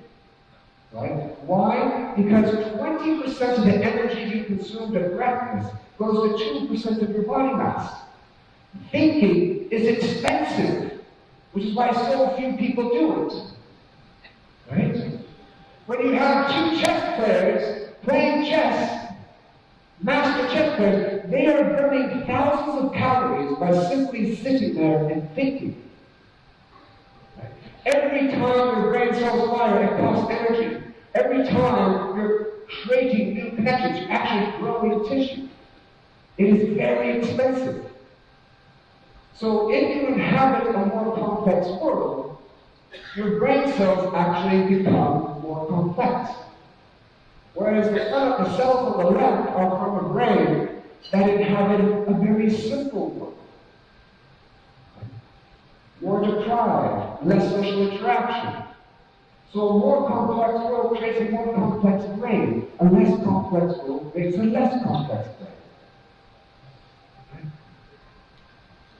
So, we did not evolve to see the world. Instead, we evolved to see a meaning that was useful to see in the past. Right? Everything you see as soon as you open your eyes is grounded in your history. And not just your history, the history of your culture, the history of your evolutionary ancestors. We always see a meaning that was useful to see in the past, but what was once useful may no longer be useful, which is why your brain evolved to change. So I'm going to give you an example of what I mean by seeing meaning. We'll do a bit of a reading lesson, and I want you to read what you see in the next few slides. Ready? Can you? 1, 2, 3. Can you read this? Very good. 1, 2, 3. Very good. 1, 2, 3. What are you reading? What are you reading? Remember the instructions. I said, read what you see. There are no words there. That literally says, what I'm reading. Right? There's no law of physics that tells you have to put an H between that W and A. Why do you do so? Because your brain has encoded the statistics of co-occurring letters in the English and other languages. So when you're presented with the W space AT, you put an H there because it was useful to do so in the past, so you do so again. But also notice, none of you read, what are you dreaming? Why? Because I had you read it. And that was your recent history. So you interpreted a completely arbitrary code, because remember, language doesn't exist if we don't. According to the history of just reading. And what's true for language is even true at the most basic level of perception. You'll see a dark brown tile at the top and a light orange tile at the side. That is your physical perceptual reality. You embed your life that they are different, when in fact they are exactly the same. That is your physical reality. That is your perceptual reality. Nothing on the screen is changing. What you're seeing is the meaning of the data, not the data. And what's true for color is also true for sound and the relationship between light and sound. So I'm going to play sound. This is something we made for the BBC documentary a number of years ago. And I'm going to play this image, and you're going to hear sound. Can I have sound, please?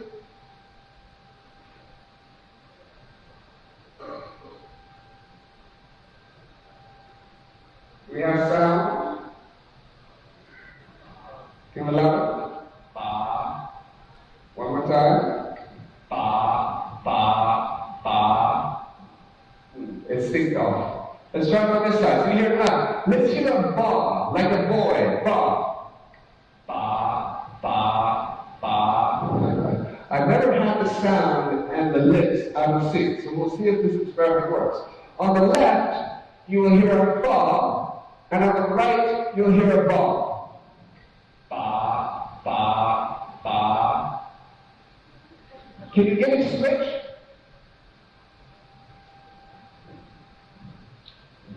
We're going to skip that one because it's out of sync. On this one, I want you to realize that the context is just what you imagine it to be. Now, you can hear two sounds in what I'm going to play. You can either hear brainstorm, or you can choose to hear green needle. You're going to decide what you hear. I'm never going to change the sound. You just decide which one you want to hear. Okay?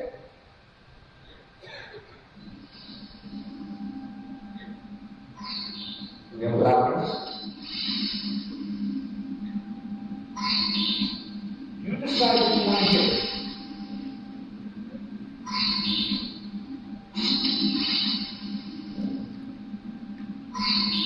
You can change it. It's never changing. How many hear brainstorm? And how many hear green needle? How many can switch back and forth? Just decide what you want to hear.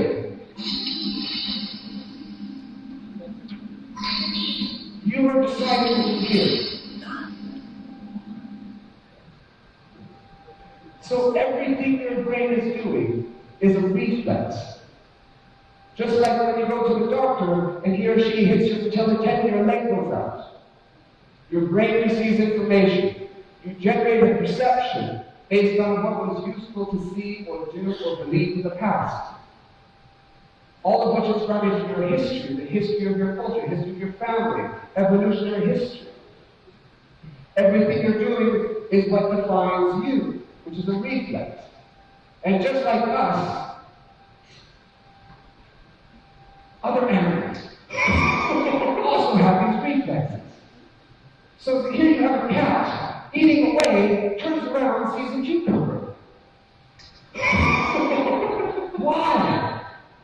Because to mistake a cucumber for a snake, not a big deal. But to mistake a snake for a cucumber, that's a big deal. So the cat has evolved for health and safety, to predict that that cucumber is likely to be a snake because the cost of getting it wrong is so high. Okay? Which means everything you're doing is defined by your assumptions and your biases. And it's these assumptions and biases are actually encoded in your brain. That is what your brain is representing, assumptions and biases. And these assumptions and biases don't stay within you. They get projected out into the world. Okay?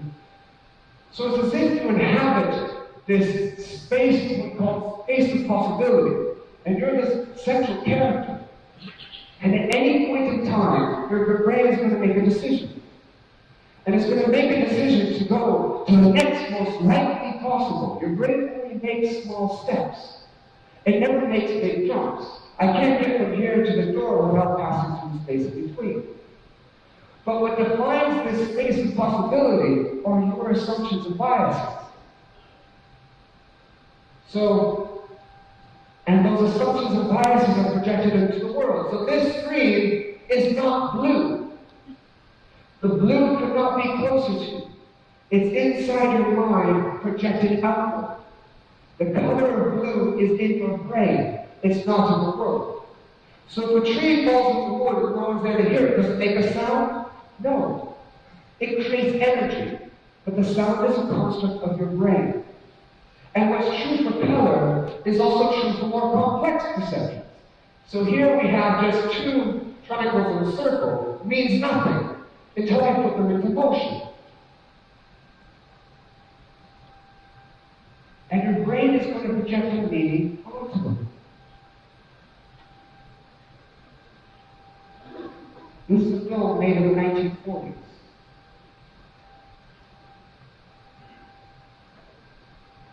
You hate one of the triangles. Yes? You're feeling bad for the other.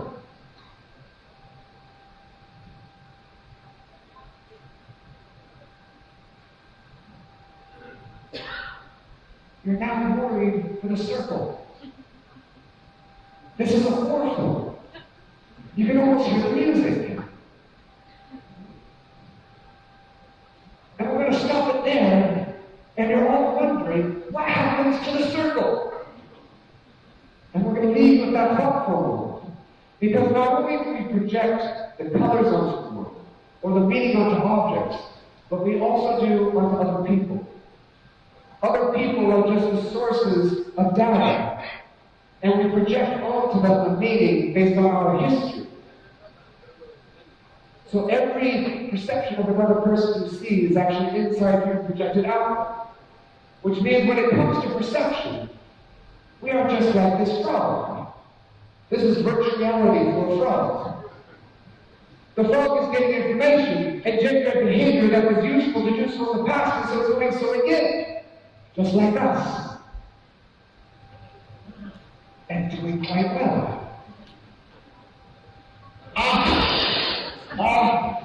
We are so like that frog in so many ways. When things don't go quite our way, you get a bit annoyed. So, if everything you're doing is a reflex grounded in history, how can you ever see differently? And the answer is actually quite simple. Right? If you change your assumptions, you'll change your perceptions.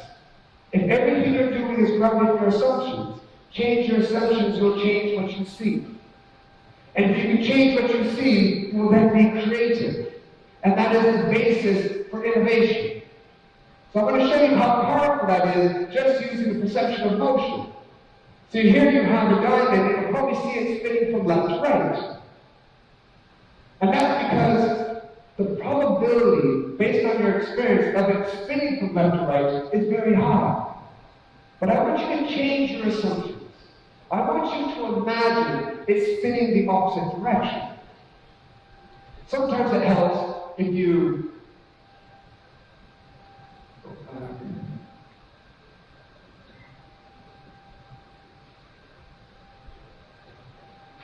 blur your eyes, blink, suddenly it'll go the opposite direction. Look around it, blink your eyes. How many can get it to flip? Yes? And every time you blink your eyes, it'll go in the opposite direction. All you're doing is you're imagining it's spinning in one direction or the other. You're changing your assumptions about the movement of this diamond. And we're just talking about motion. Imagine what's possible and everything else that you see. How many can get it to flip now? Right? So, notice that what was previously impossible to see becomes inevitable. And what is inevitable becomes impossible by simply changing your assumptions. But why is it so difficult to change our assumptions? Why is it so difficult to change what we believe? And I'll give you three very quick reasons. The first of all is that we've been educated to think that we are objective, that we have an accurate perception of the world, when in fact we don't. We have a subjective perception of the world based on our history. Right? We perceive not what's there, we perceive what was useful to perceive in the past. We perceive the history of our past perceptions, which is why creativity begins with humility. It begins with not knowing. It begins with a question. Right? So one of the most famous marketers, Ogilvy, back in the 1950s, he used to have a card in his pocket. And whenever he'd go into a meeting, he would take out this card and he'd read it. And on that card it was written, "They might be right."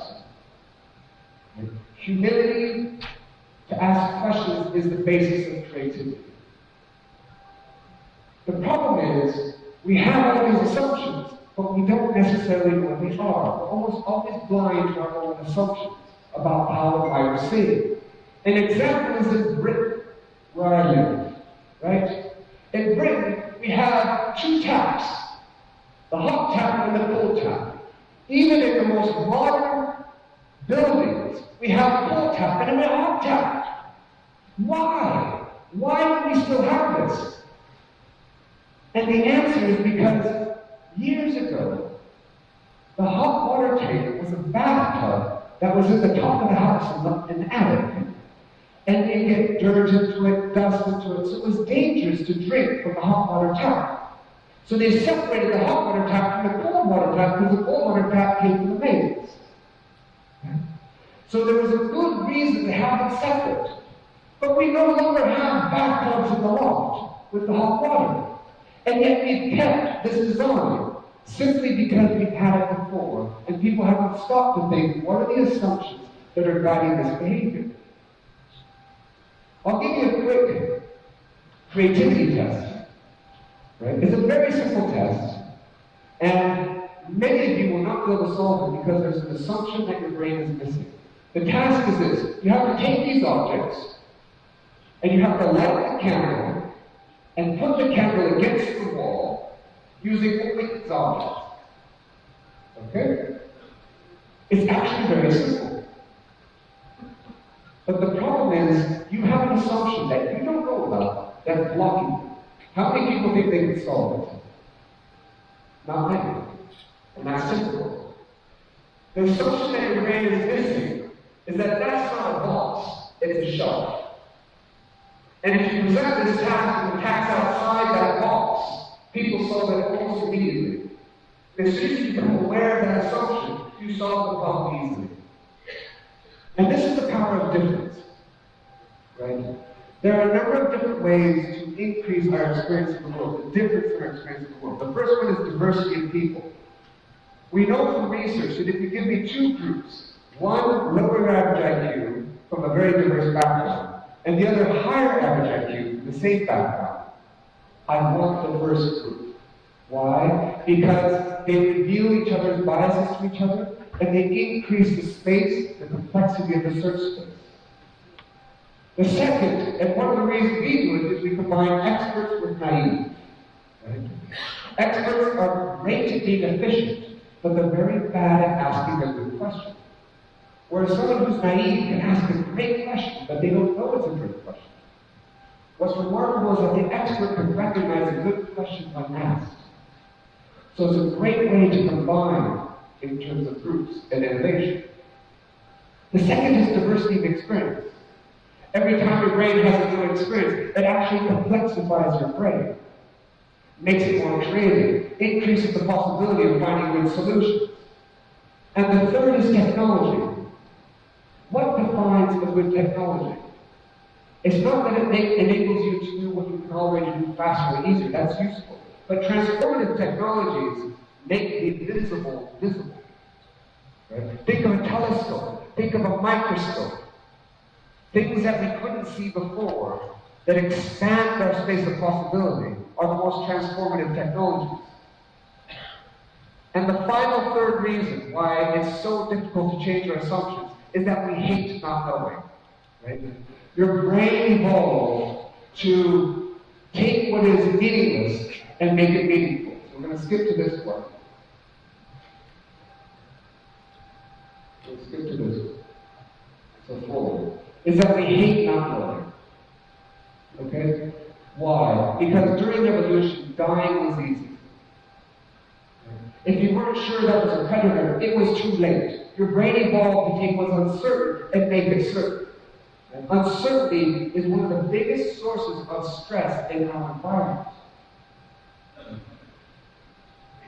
Brain cells start dying when you become stressed from uncertainty. Literally, your brain starts atrophying. Your space of possibility collapses to a single dimension. So here's an example.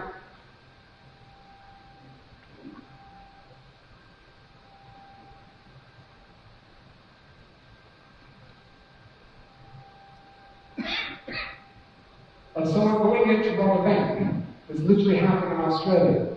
He hands the teller a note. The bank gets shut down. He's trapped. He can't get out. Right? He spends 5 minutes trying to get through that door. What's the assumption that his brain is missing? That door's push is on his pull. It was never locked. He was trapped by his assumptions. He was caught 5 minutes later. Not surprising. How many times have we all experienced this? When you get stressed from uncertainty, your brain collapses to a single space of possibility, to efficiency, to maximizing efficiency and not creativity. This is, in fact, another aspect. We heard about the success of Uber. One of the main reasons why Uber is successful is not because you can get a taxi easier or faster. It's because they tell you when the taxi is going to arrive. If you have to go out on the road here and try to get a taxi, after 5 minutes, your cortisol levels are up, you're stressed, you're late for your meeting. But if you just go into the app and say, oh, this is 5 minutes. In fact, I'm even going to show you where it is. Your cortisol levels stay low, and your stress stays low. Uber will only be successful to the extent that they can predict the accuracy of when the taxi is going to arrive. Which is why in my studio, and in fact I would argue in any studio, you're only ever designing along a single axis, the axis of uncertainty. You're either increasing uncertainty or you're decreasing uncertainty. Terminal 5 in Heathrow is an example. When people came into Terminal 5 in Heathrow, they came into a lift. And then the door would shut, right? And they were trapped. And then the lift would take them upstairs, and the lesson of their experience in Terminal 5 was an experience of fear. And they couldn't figure out why the initial experience in Terminal 5 was such a bad experience, having spent hundreds of millions of pounds. And the answer had everything to do with the elevator, with the lift. People would come in, and so what they did is they bought a little button that cost £2.50, and people would push that button, it would light up, it was connected to nothing, and then the lift would go where it was always going to go. Right? What they did is they decreased the uncertainty of the experience. So if uncertainty is one of our most basic problems, and the only place we can go to if we're going to be creative, fortunately evolution gave us a solution. And that solution is science. But science is a way of being. Right? Science is not just a methodology, it's a way of being. It celebrates uncertainty. It encourages diversity. It's open to possibility. It's inherently cooperative. And it's what we call intrinsically motivated. Almost everything you do for reward is different from what you do. The reward of science is science. And if you take also these 4 components and you add intention, that is what gives you creativity. And the top 4 of those elements are actually what defines play. So science is nothing other than playing with intention. In fact, anything that's creative is literally playing with intention. And when we created an education program based on this idea that science was playing with intention, it resulted in the youngest published scientist in the world at 8 to 10 years old, and the youngest ever main stage TED speaker at 12 years old. And what's more, science, creativity begins with awe. It begins with wonder. We did a series of experiments with Cirque du Soleil where we're actually recording the brain activity when people are experiencing awe. Right? This is what the brain looks like when it is experiencing awe. We now have an artificial neural network that can predict, simply by looking at the brain, whether or not people are experiencing awe. Right? And the consequence of experiencing awe is you become more pro-social. You become increasingly tolerant to uncertainty. You become more creative. In other words, you have more desire to step forward into the unknown. So we think that awe actually is evolution's solution to the fear of the dark, the fear of uncertainty, the wonder, the curiosity. So finally, who cares? Choice begins with awareness. If you don't have awareness of how the brain is making meaning, you have no choice. The second is that the greatest change doesn't begin with an answer. It begins with a brilliant question. And the process of science is actually to iterate to better questions. And when you find great questions, you can have a small amount of energy that results in a massive transformation. So here we have a small amount of energy of a steel added to the slope of a hill, and the whole thing gives way. This is called the point of criticality. Right? When you find the best question, it can create tremendous transformation. And he survives, by the way. Alright? And science is actually the process of iterating, not to answers, but to better questions. What the cache is not an answer, the cache is a good question. Finding good questions is incredibly difficult. And in finding a good question, what you're actually looking for are principles, not rules. Rules are efficient, but principles transcend context. Principles are adaptable. So don't try to shift. Don't try to go from A to B. Right? The most successful systems are the most adaptable. So instead what you want to do is to expand. Not shift your space of possibility, but to expand that space of possibility. Because if you're only ever moving on a line, you're going to miss all kinds of opportunity. But as soon as you expand your space of possibility, you increase the probability of finding the best solution, the best questions. Right? And there's a tremendous amount of focus on diversity. Diversity is the evolution is the engine of evolution. But what many people forget is that diversity without integration is meaningless. Right? All kinds of companies and organizations are trying to maximize diversity, but what they forget is that they have to have integration within that diversity. And that comes down to leadership. How do you create an environment that actually enables innovation? And if you ask people to find a great leader, you get all kinds of words. Right? But only 3 that are associated with the success of any one company. Lead by example, admit mistakes, and seek qualities in others. Why these 3? To lead by example is to create a space of trust. If you don't have a space of trust, you're not going to have a space that facilitates questions, that facilitates integration. You can't play outside the space that's trusted. Admit mistakes is a space that celebrates uncertainty, that questions are a good thing. And the third is to seek qualities in others. It's a space that celebrates diversity. These are all fundamental to what it is to do with science and what it is to play. Right? So create an environment that unites across difference, doesn't just create difference. And I'll finish with 2 examples of 2 kinds of leadership. Here's one.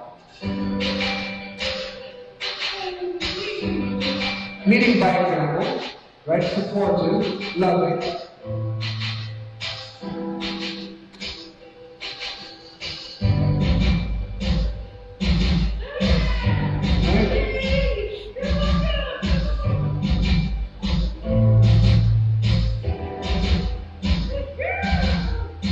Here's the other kind of leadership, right? Notice looks up for reassurance.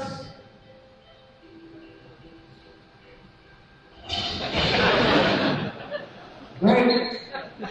What kind of leader are you? Right?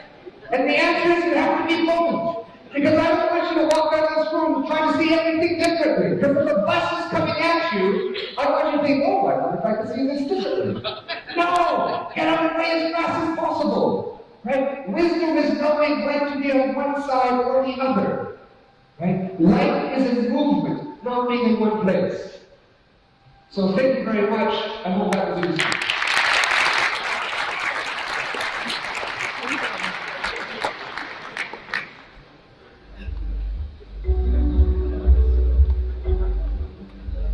Thank you, Mr. Doctor. I kindly request His Excellency Sayyid Muhammad Al-Tayeb and EVP Innovation and the Future to come to the stage to honor the speakers.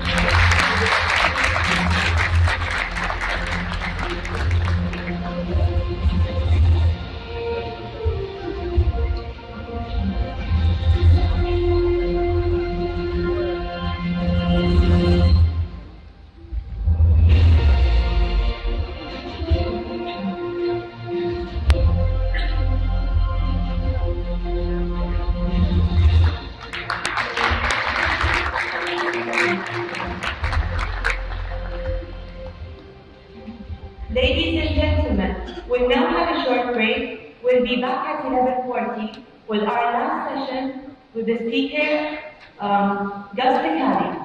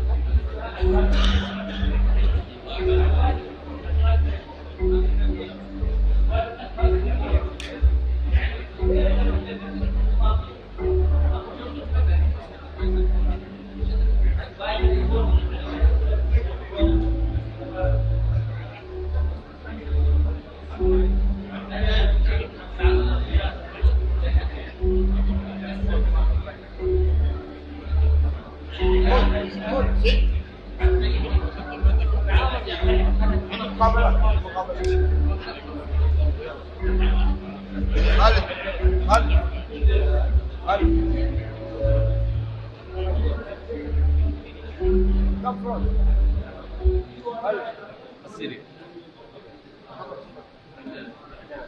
and gentlemen, welcome back.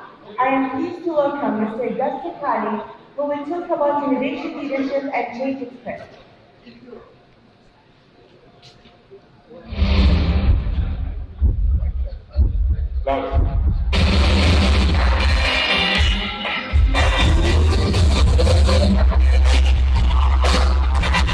This ain't a song for the broken hearted.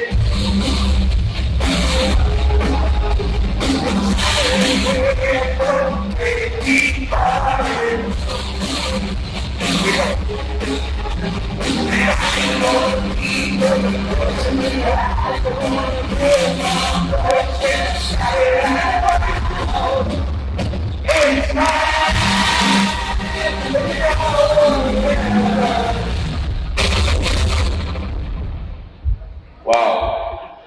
Hello, everybody. How are you?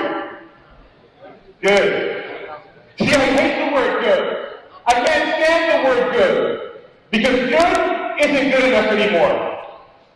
There is only one thing between you and going home, and that's me. Okay, so I'm going to ask you again. I'm going to say, how are you?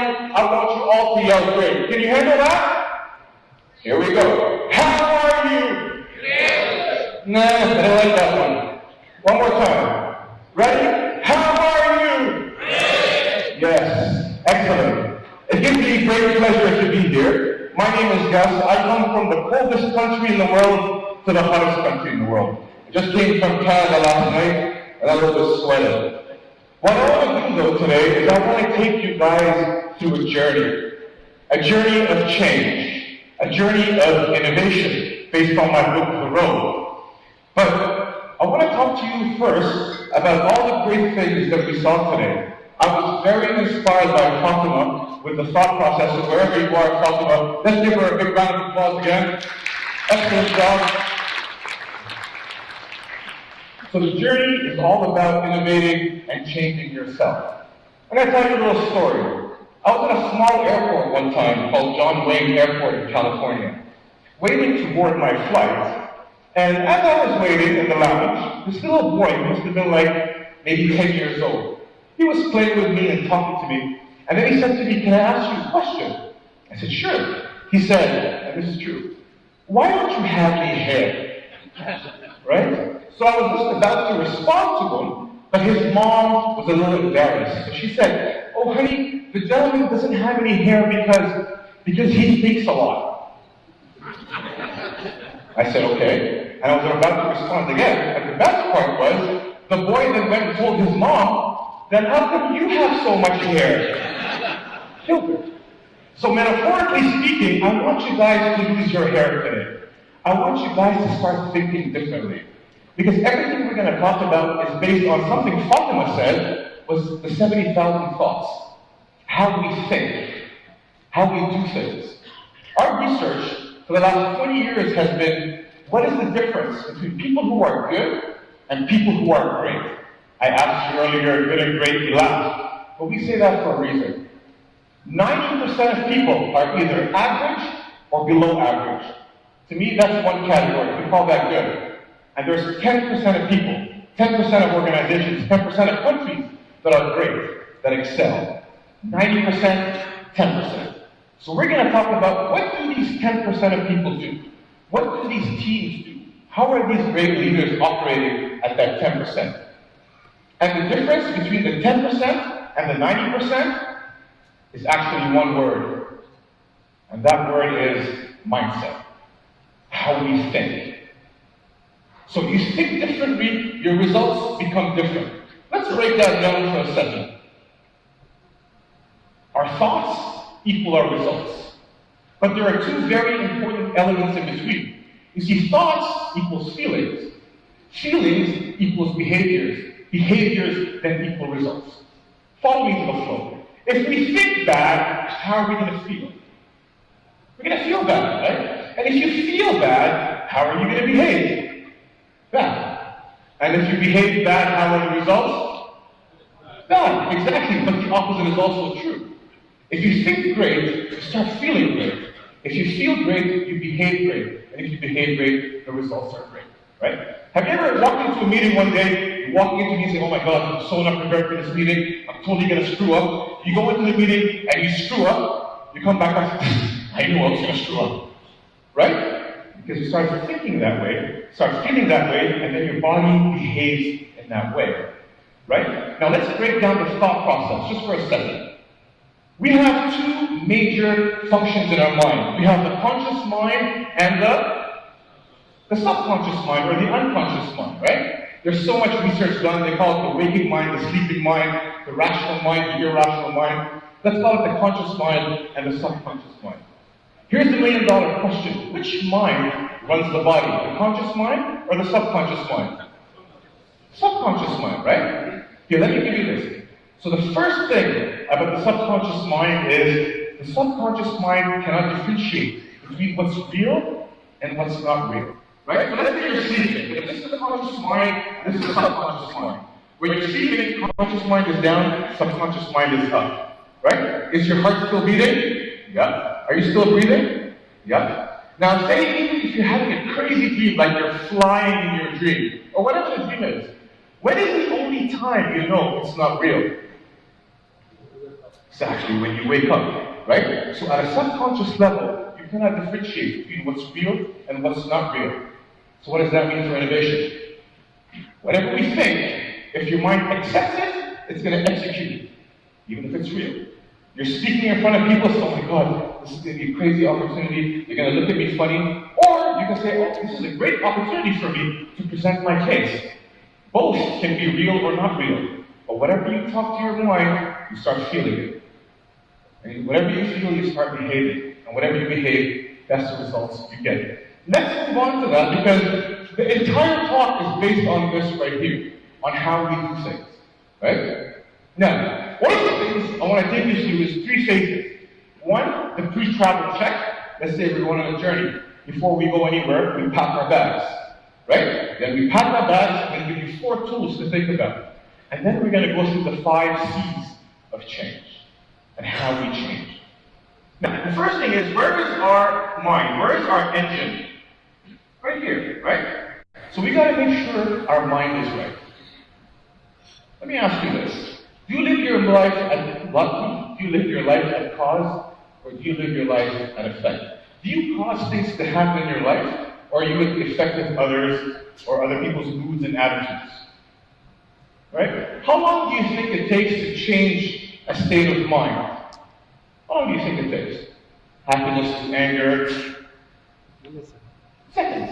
It takes 30 seconds. Have you ever seen someone laughing? And they're crying? That's how long it takes to change your state of mind. So then, if that's how long it takes, why do I sometimes see people upset all day? Why? Because they choose to. That's their thought process, they start feeling. So here's what I want you guys to think about.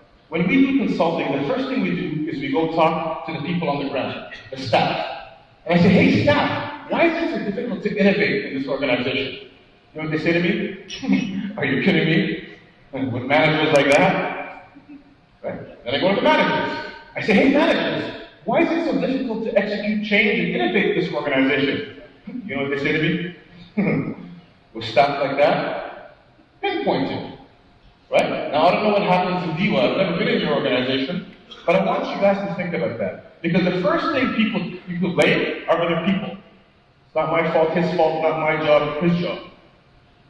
And let's say we fix all that. We say, okay, nobody's blaming anybody. Here's the next thing people blame. Well, it's not your fault, it's not my fault, it's the process. This is how we do things around here. Right? Forgetting that the people who create the process are who? The people. Let's say we solve that issue as well. The third and my favorite one is, okay, it's not your fault, it's not my fault, it's not the process fault, it's the environment. That's how it works in the electricity industry. That's how it works in Dubai. That's how it works in the Middle East. Blaming the environment that you cannot innovate, or change, or leverage what your capabilities are. It's funny, because I hear the same thing everywhere we go. I was in Germany, and they're like, Gus, what you're saying is excellent, but In Germany, it's more difficult to do that. No, really. Although 10% of companies in Germany are innovative. I used to work for one, SAP. I go to South Africa. I was in Johannesburg doing this amazing talk, and this girl comes up to me and she's like, "Dustin, what you're saying is great, but it's hard to innovate here." I said, "Why?" She says, "TIA." I said, "What the heck is TIA?" "This is Africa." I said, "You even have an acronym to blame your environment, really?" So we don't want to hear about these kind of things. And the number one thing I want you to put in your head is something we call TRM. Take responsibility mindset.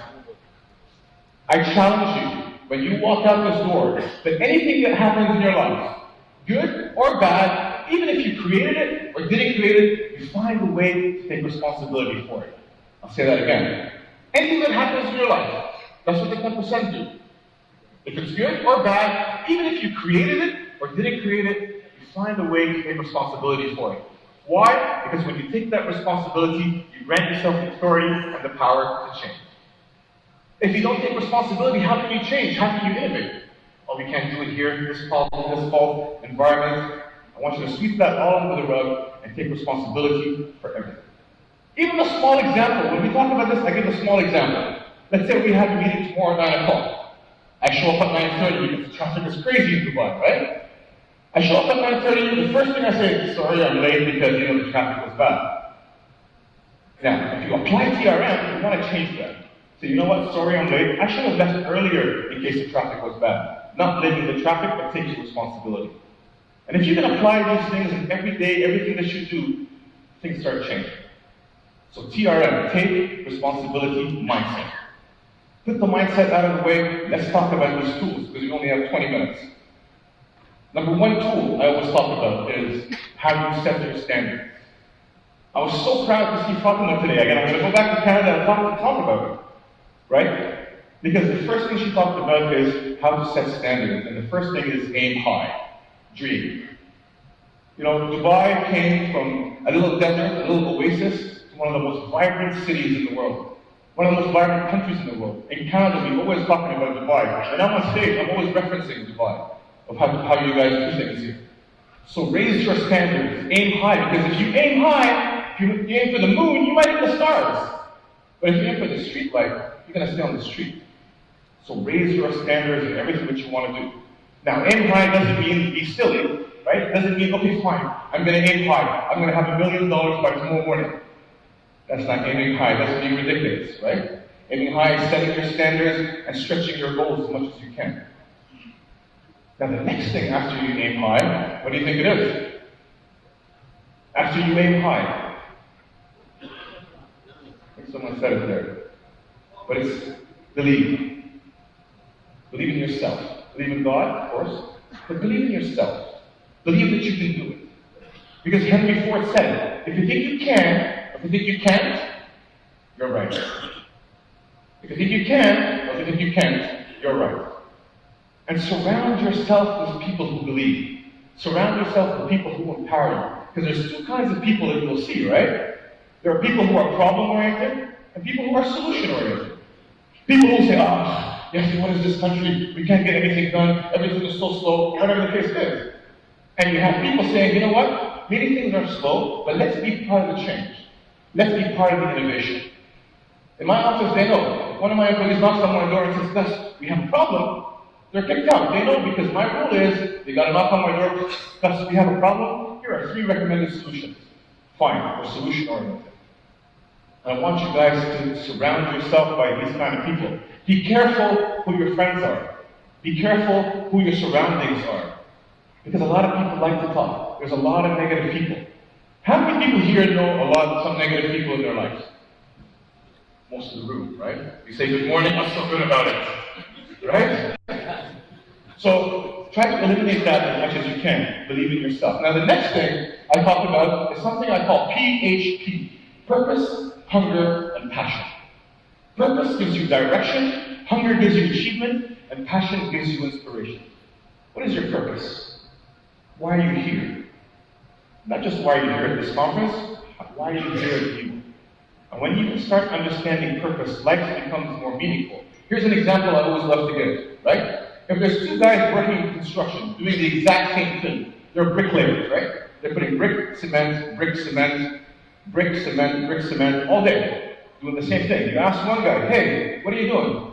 He's like, man, can't you see what I'm doing? Brick, cement, that's all I do all day, 8 hours a day. Worst job in the world. But you ask the other guy, who's doing the exact same thing, brick, cement, say, what are you doing? He says, hey man, we're building a hospital here, man. We're gonna save people's lives. Two people doing the exact same thing. One has purpose, and one doesn't. Next thing is hunger. So you've gotta be hungry to achieve. You've gotta be hungry to achieve. Because hungry means nothing extraordinary comes easy. If it comes easy, guess what? It's probably not extraordinary. You gotta hit a brick wall, fall down, ask yourself, how hungry am I? Hit another brick wall, fall down, how hungry am I? And you keep going. And the most successful people, the 10%, were always hungry. And they had a lot of failures along the way. But failure is always part of success. And finally, passion. You gotta do something you love. Because if you do something you love, it's not a job anymore, right? I love two things. I love speaking, developing people, and I love basketball. First of all, I run a basketball team in Canada called the Ottawa Skyhawks. Second of all, I come and speak all over the world. Now, if you take me for a cup of coffee outside, I'll tell you exactly what I'm telling you right here. Aim high, believe, PHP. But here it just costs you guys a little bit more. Having a coffee, right? Because to me, this is not a job. This is what I do, right?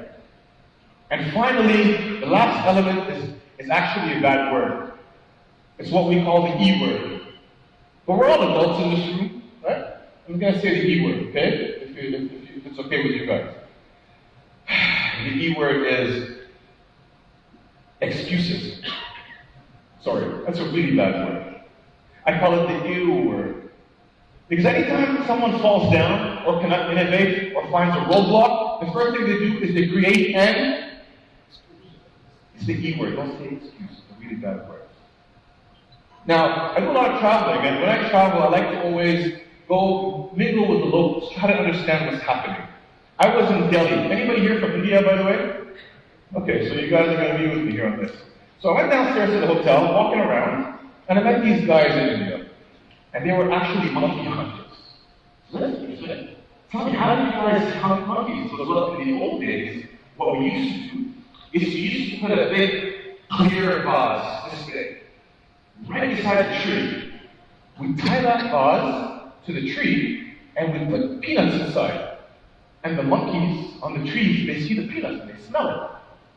So they jump down, and they try to put their arm in to grab the peanuts, right? But when they grab the peanuts, they make a fist. And because there's a little enclave right here, they can't take their fist out. And they're holding on to the peanuts. And then the hunters come with their web, and they grab the monkeys. I said, wow, I love it. I'm going to write that in my book, and I did. Because these peanuts are the things that you're holding on to, the excuses that if you let go of them, you're going to break free. What nuts are you holding? Think about that. Think about all the excuses that you guys come up with for whatever you can do. If you can eliminate that, you can start breaking free. Aim high, believe in yourself, purpose, hunger, and passion, eliminate excuses. Now let's get on the journey. The first C. The first C is really, it's about character. It's about understanding who you are before you can change anything, before you can innovate. Try to understand who you are. There are two main fears that we talk about. Number one, the fear of failure, and number two, the fear of rejection. You ask anybody who's successful, they say, I love being rejected. I love being rejected. That's what got me where I am today. And the fear of failure, in NLP, neuro-linguistic programming, we say there's no such thing as failure. It's called learning. You gotta fall down along the way. Read any success story. There's always falling down along the way. A lot of people I meet, well, some people I meet, say, oh my God, I failed so many times. If I do one more time to fail, I'm going to be devastated. Then you're not ready to innovate. You're not ready to succeed. Be ready to fail and fail a lot. And finally, limiting yourself with imaginary limits. I try to say this quick story about, okay, there are empowering beliefs and there are limiting beliefs. Okay? Let me give you an example. Let's say you got a jar, right? And you catch a flea, a small flea, you put it into the jar, and you close the jar. What's the flea going to try to do? It's going to try to jump out, right? So every time it jumps, it hits its head, goes back down, jumps, hits its head, goes back down. Then it's going to stop jumping so high. It's going to jump like maybe 3/4 of the way. It's going to keep jumping. Even if I take the lid off, it's going to keep jumping like that. What did the flea do? Set an imaginary limit for itself. What are the limits that you're setting for yourself? I want you guys to think about that. The second C. So character is about discovering your power. The second C is really about constructiveness. It's the opposite of destructiveness. Right? Now, constructiveness is, not just positive thinking. It's positive action. Because positive thinking is good at the start. But you gotta follow up with positive action. Right? Let's do a quick thing around the room, okay? I want you to look around the room and count 3 things in the room that are yellow. Can you count 3 things in the room that are yellow? Yeah? A few things. 3 things that are yellow. Now, close your eyes, and I'm going to ask you guys to recite it out loud, okay? I want you guys to name 3 things that are blue. Lost. I got you. Why? Because your mind lives where you want to focus. There's so much blue around the room, but because you focused on yellow, you forgot the blue. And what we see in NLP is your mind lives where you want to focus. You can focus on the good, or you can focus on the bad. I had a friend of mine, his name was Adam. Okay? He was my next door neighbor. He was a VP of a large company, Oracle, a software company. And one time he got, in 2012, he was laid off. He called me up, he's like, Gus, can you come over? I said, sure. I went over to his house, right next door. He's sitting in his basement, he's crying. Like that. I'm like, Adam, what's going on? What's happening? I lost my job. I don't know what I'm going to do. So I said, okay, what are you going to do about it? I have the biggest office, corner office, I have all the benefits. I'm crying. I said, okay, so what are you going to do about it? They gave me a company, BMW. Crying. I said, okay, what are you going to do about it? They paid for my kids' education, they did all these great things. I said, what are you going to do? What are you going to do? What are you going to do? Where is he focused? Focused on the past. I said, here's what I want you to do, Adam. I gave him a yellow post-it note, right? Take that, I want you to write 3 things that are great because you got fired. Are you making fun of me now that I got fired? I said, no. I want you to think about 3 things that's great you got fired. And I'm going to go make a phone call 5 minutes and I'll be back. I left. Gave him some time. Came back. Took the piece of paper. He had 7 of them. Okay? That's in the book. I said, okay, what happened? I took him from the past, focused on the future, right? Took him from negative, focused on positive. Took him from being destructive to focus on being constructive. Took him from focusing on yellow and just focus on blue. That's it. Your mind lives where you want to focus. Have you ever wanted to buy a car? Say, I wanted to buy a Toyota Camry. I like the Toyota Camry. What happens when you start driving every day? You're noticing all the Camrys subconsciously. And that's how your mind works. Whatever you want to focus on. This is a great place to be, or this is a bad place to be. You always have reasons. The third thing is commitment. Because commitment triggers action. And when I say commitment, look, the what, the how, and the why. Right? I have a friend of mine, okay? Jonathan. Never forget him. Jonathan's a big guy, pretty big guy. Right? And a year ago, I saw him. I said, hey, Jonathan, how's it going? He's like, watch this, Gus. I'm going to lose weight. Within 6 months, I'm going to be fit. I'm like, excellent, Jonathan. And I see him 6 months later. He's even bigger. I'm like, hey, Jonathan, what happened to you, man? He's like, what? I'm like, remember you told me that you wanted to lose weight? I never said that. I don't know what you're talking about. Right? So I said, if you want to commit to something, write it down. We all have performance management goals at work. We all have KPIs and key performance indicators and all this sophisticated stuff. Do that for yourself. But if you want to commit, write the what, the how, and the why. What are you going to do? I'm going to lose 17 pounds within 4 weeks. How? By going to the gym every Monday and Wednesday from 7 to 8:30. Why? because I'm going to feel better about myself, I get to have more energy to play with my kids, or whatever the case is. Take it, write it on a big flip chart, and frame it. And that's how you commit. The next one is a fun one, actually. It's communication. Now, some people say, Gus, you're a good communicator because you're an extrovert, and you're on stage, and you're doing all these great things. But it doesn't matter if you're an extrovert or an introvert, because communication is not a personality. Communication is a skill. You need to understand the skill of communication. Let's play a quick game. Do what I said, okay? Everybody, do what I said. Put your right hand up like this, everybody. Wave your hand like Queen Elizabeth. Hello there. Hello. Put your hand on your head. Put your hand on your nose. Put your hand on your chin. Put your hand on your chin. On your chin. On your chin. Put your hand down. What happened? I communicated. Do what I say. Twice I said it. Right? But you followed my action, my body language. Right? So understanding all these good dynamics about body language is 55%. Voice tonality is 38%, and words are only 7%. Voice tone is 38%. Wow. So I can say the exact same words, change my voice tone, change the message. Let me give you an example. I tell my wife, honey, I'm going to Montreal tonight. Now, if anybody's been to Montreal, they know that Montreal is crazy party town. It's an hour away from my house. Say, well, honey, I'm going to Montreal tonight with the boys, with the guys. We're going to go have some fun and party, and we'll be back around 4 a.m. tomorrow morning. Don't wait up, go to sleep. Now, what's the first thing she's going to ask? Ladies, you know this. Is there going to be any other girls there? What's the best answer, men?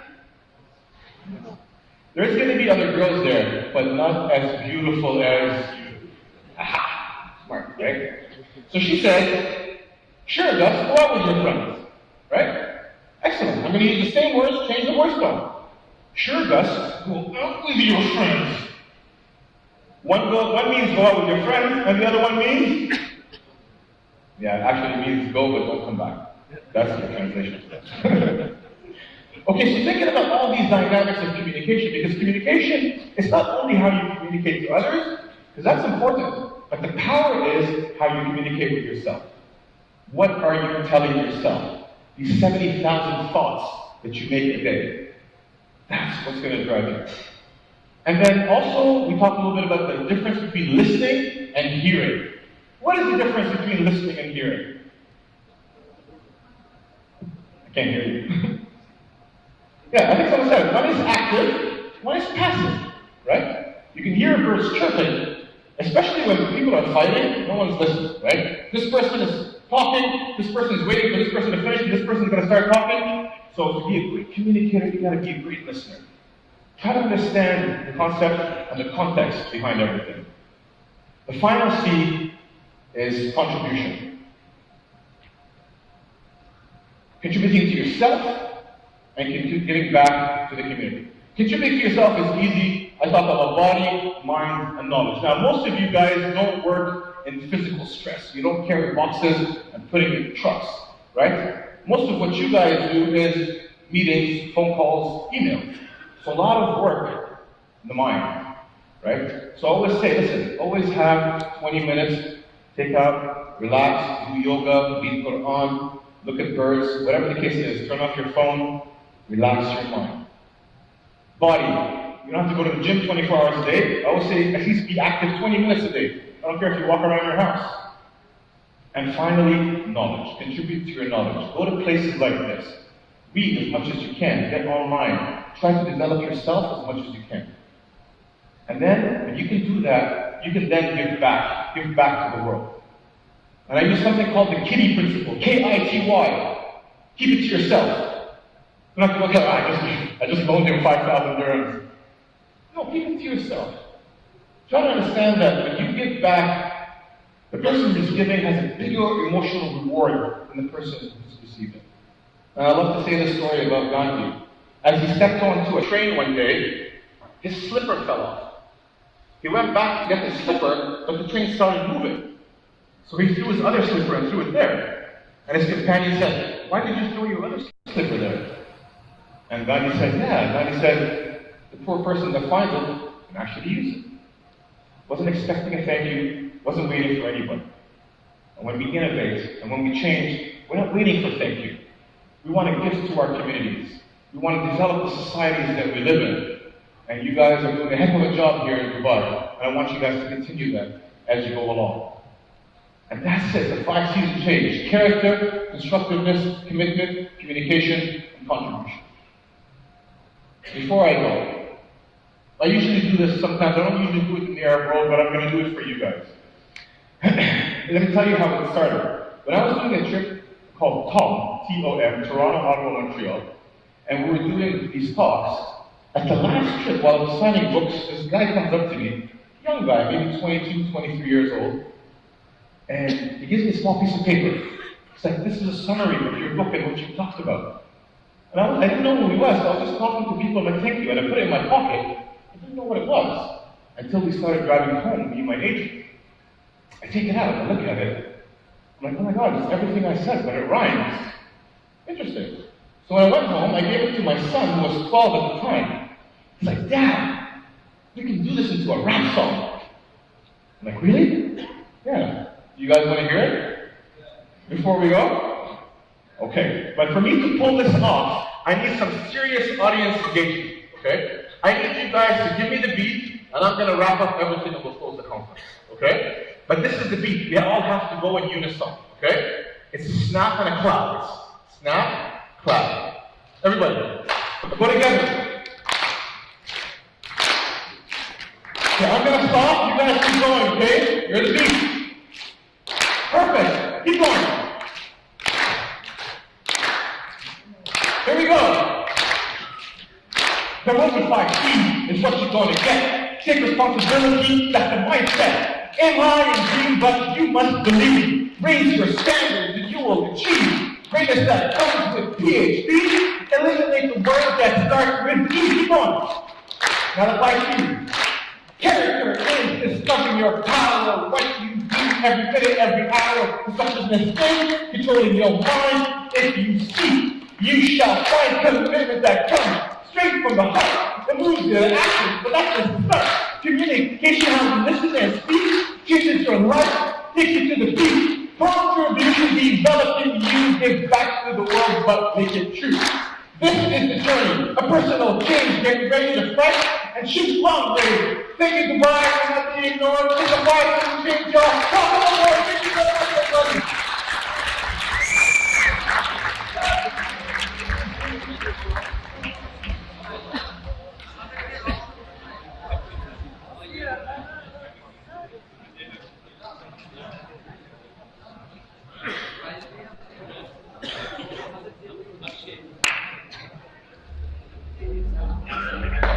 Thank you, Mr. Tikali. Honored guests, to conclude this conference, I thank His Excellency Sayyid Mohammed Al-Fayed, MD and CEO of Dewa, the speakers, and all of you for being with us today. See you next year.